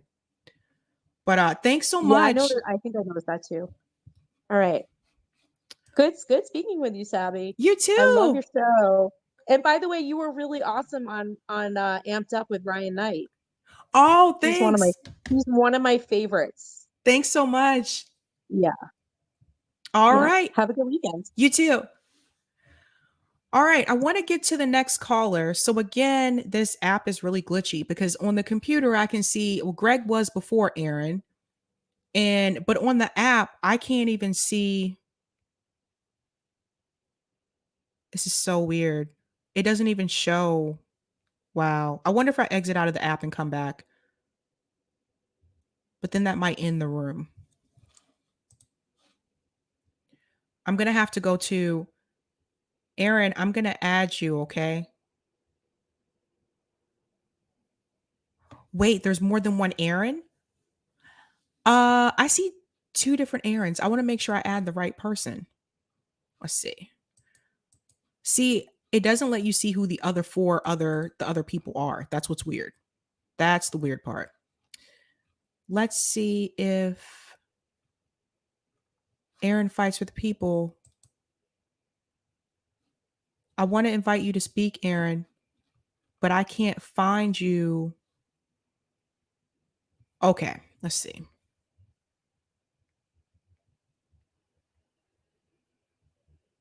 I don't even know if that's the same Aaron now. This is glitchy. Hey, Callin, man. Fix your bugs, man. Fix your bugs. Let's see. Yeah, I don't even see, like, it's not updating the callers on the app, but it's updating the callers on the website. It's just really weird. I wonder what happens if I close it out and come back in. Let me see. All right, let me go back in.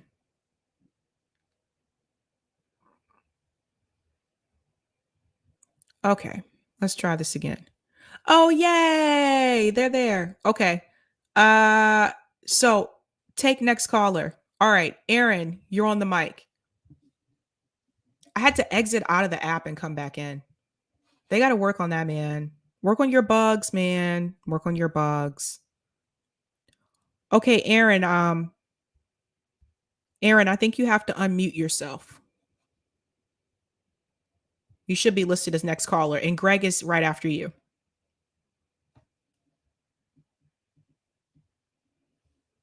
Yay! Aaron Fights for the People.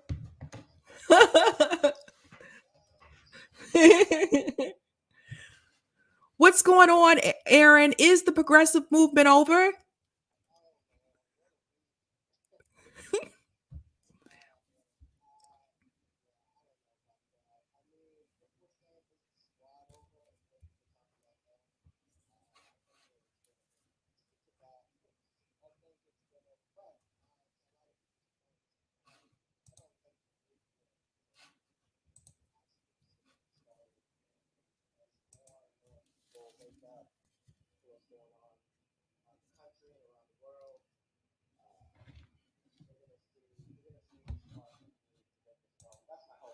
Oh, hold on, Aaron. People said they can't hear you. Hold on.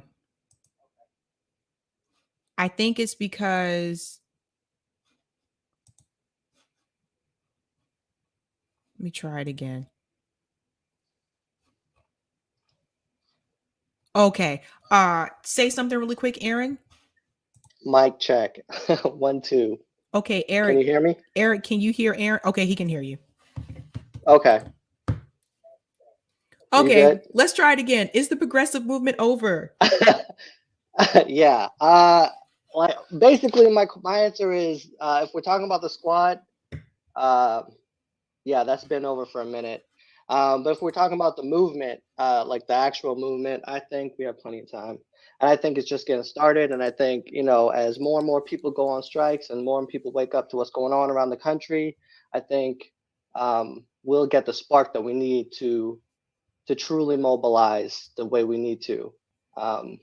There's going to be voices like yours, voices around the sphere to just keep it going and keep putting the pressure on and continue to speak truth to power. And I think that's how we get it done. We have to be focused, obviously, on what we need to do. But yeah, I mean, I didn't really have any questions per se. I just wanted to kind of come on. I know it's getting late. I just wanted to show you some love, come on your show, just say what's up. Obviously, I love RBN. I love this show for obvious reasons. You know, you speak the truth unapologetically. So I just wanted to give you props for that and for everything you've been doing. And the not so obvious reason I love this show is because I grew up in Mass, and it's like nostalgic for me to hear about, you know, Boston Commons and all this stuff going on. So it's good to hear. And yeah, I just wanted to say what's up. Awesome. Thanks so much, Aaron. Thanks for stopping by. Yeah, you're welcome. Bye. All right. I'm going to go ahead to the next caller, which is Greg Bruce. So, Greg, you are up next on the mic. You'll have to unmute yourself.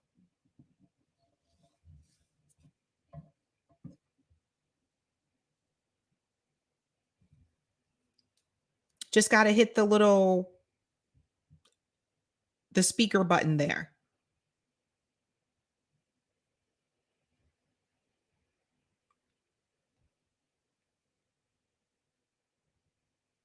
Can you hear me?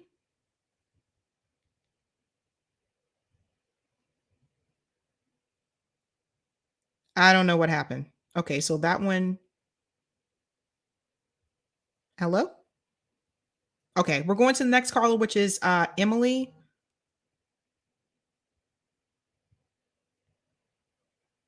Okay, Emily, you're the next caller. Can you hear me? You'll have to unmute yourself.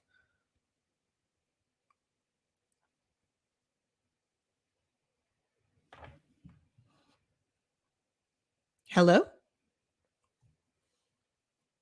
Emily, can you hear me?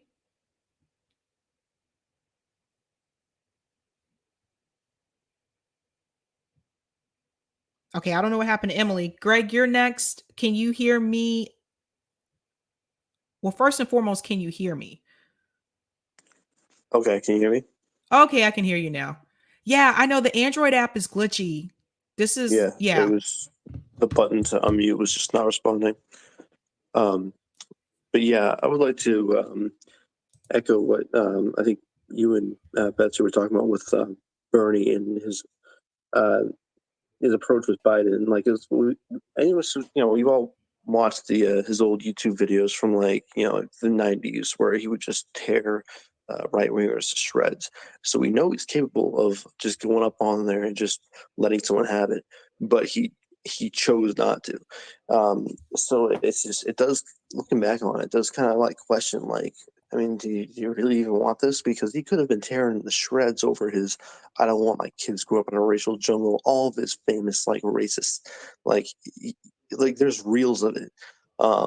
And even like Kamala, like she got all this credit for like going after Biden, but she was soft on him because like it was that he opposed busing. No, it's not. There's a difference between saying busing may not be the best way to go about segregation and actually opposing it because you are a segregationist.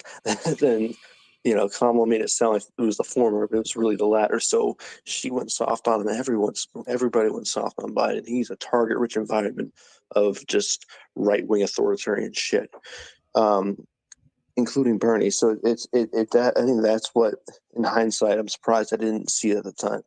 But back to the question though, like, is the progressive movement over? And I'm just gonna, I don't want to repeat what everyone said, but like, depends on how you define progressive. But I think putting that term aside, the left-wing, the leftist populist movement that really started with Occupy and gained some steam with Bernie and is kind of scattered right now. I think it's still there. It's just, it is very fragmented. I think that it needs to get back to kind of what Occupy was, which was rallying behind ideas instead of a person. And actually, when people talk about like the squad being like the Tea Party, I actually knew people who were Tea Party protesters, and for the most part, I feel like they were more. I mean, this was before Trump, obviously, but the Tea Party protesters I knew were not rallying around politicians. They were rallying around a bunch of right-wing bullshit. But like, the point is they were rallying around ideas, and that kind of gave a little bit of framework for them to then rally around Trump. But like, I guess my point is I just think that we need to get back to uniting on ideas, and it's tough with the infighting. And I know the common argument is, well, it's not infighting if someone is using talking points that shows they're not really a leftist, so it's not really infighting. And I think that that's valid in many cases, but it's also, I mean, now it's like the infighting is someone didn't ask the same questions to Nick Brana that I would have, so everything that they ever say is going to be wrong. It's and I guess what I'm curious, like, your thoughts are on, like, you talked about with like the Women's Summit, how you had different ideologies and how we need to be able to unite with people that we otherwise disagree with on things that we do overlap on. And I guess the question I'd ask is, like, what lessons have you learned as you've had people you've disagreed with? Like, what lessons have you learned on how to kind of bridge these gaps? That was a lot. But no, it's I guess in reference to the lessons that I've learned, I think one of the mistakes that I used to do, I would say a couple years ago, I used to try to lead with the conversation. I used to try to lead with the issues that I knew we disagreed on, instead of leading with the issues that I knew we would agree on. And as I got older, I look back on that and I realized I didn't go about that the right way. Because a lot of times, if you lead with the issues that you disagree with that person on, then obviously there's going to be tension there. They're probably not going to listen to the rest of what you have to say. So what I learned along the way, and I learned this a lot in I learned this a lot in workshops with working with students, and learning how to communicate with people who may not necessarily want to communicate with you. And one of the things that I learned is that you want to find common areas of interest first. And you may think that you don't have anything in common with someone who is conservative. I can guarantee you might have at least one thing in common with them. But you'll never find that out if you only stick to people on your side, on your team. So I think what's important to note is that you have to find areas where you have common interest, start with that first, and then you can get to the topics that you disagree on. And I think that's the better way to go about it. And looking back on things, I would have done things differently had I had that insight back then.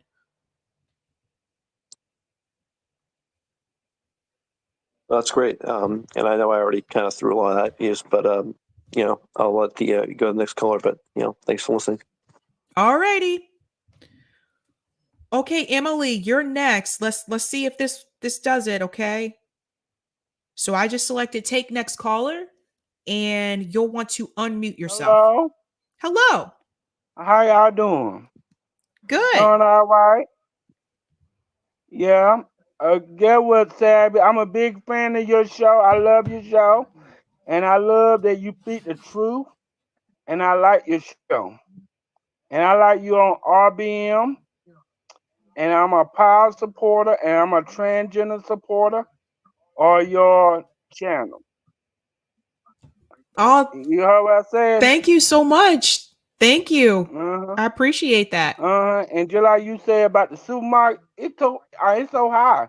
I'm from Georgia, and I had to pay $10 for a piece of chicken. It costs so much money.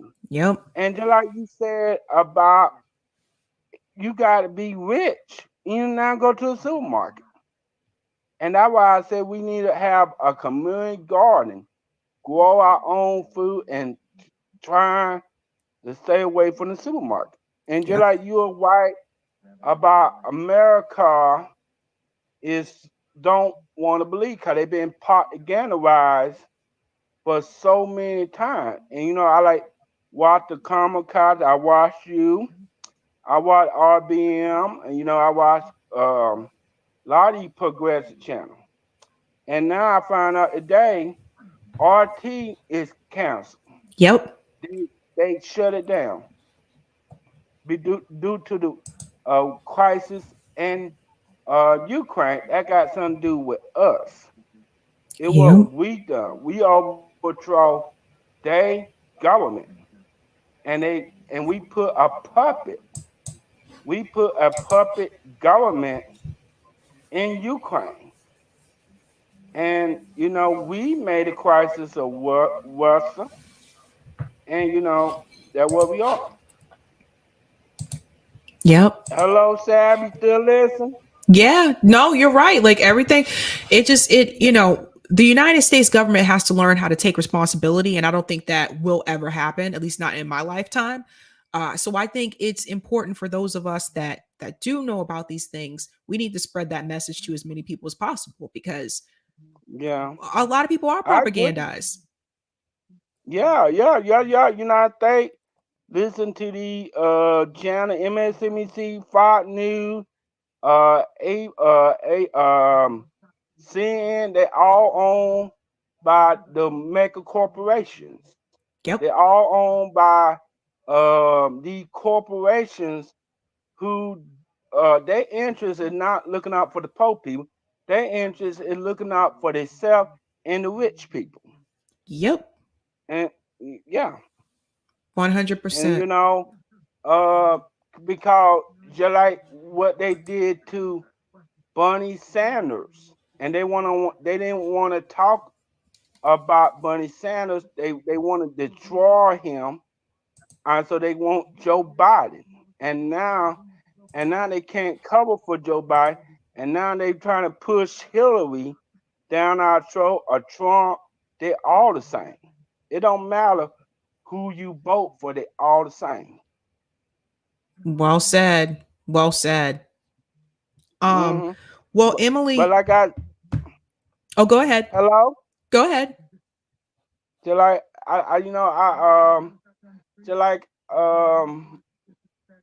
just like what's going on in Russia, we don't have one mindset that Russia is the bad guy.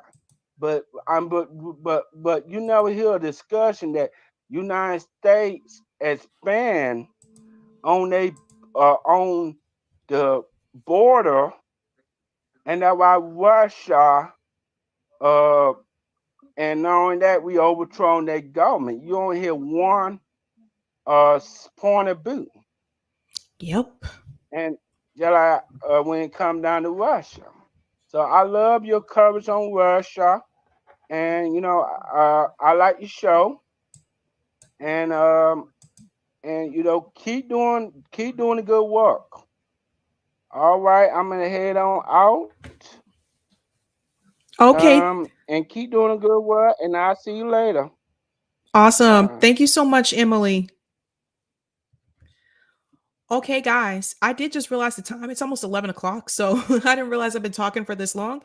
So I am going to go ahead and end the call-in room, and then I'm going to head out here on YouTube as well. Guys, thank you so much for everyone who was listening.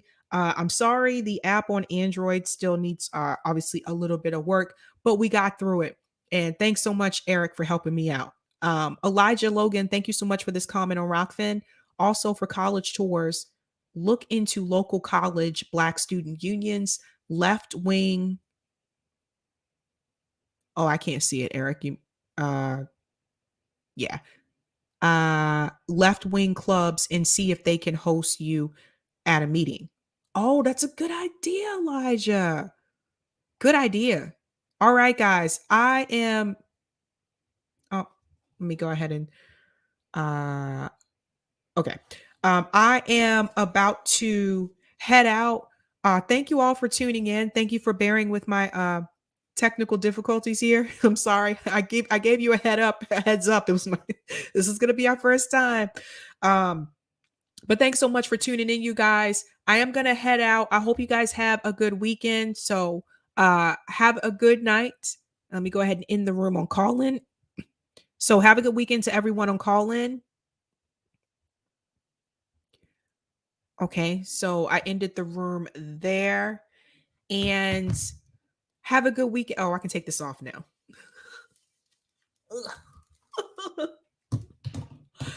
Man, that headset is like, my ears feel like they're smushed, man. My ears are like smush. I have to get a different headset. But anyway, guys, I hope you liked like Callin, what you heard on it. I'll be better at this next time, but I'm going to try to do this on Fridays. But yeah, so have a good night. Oh shoot, where'd it go?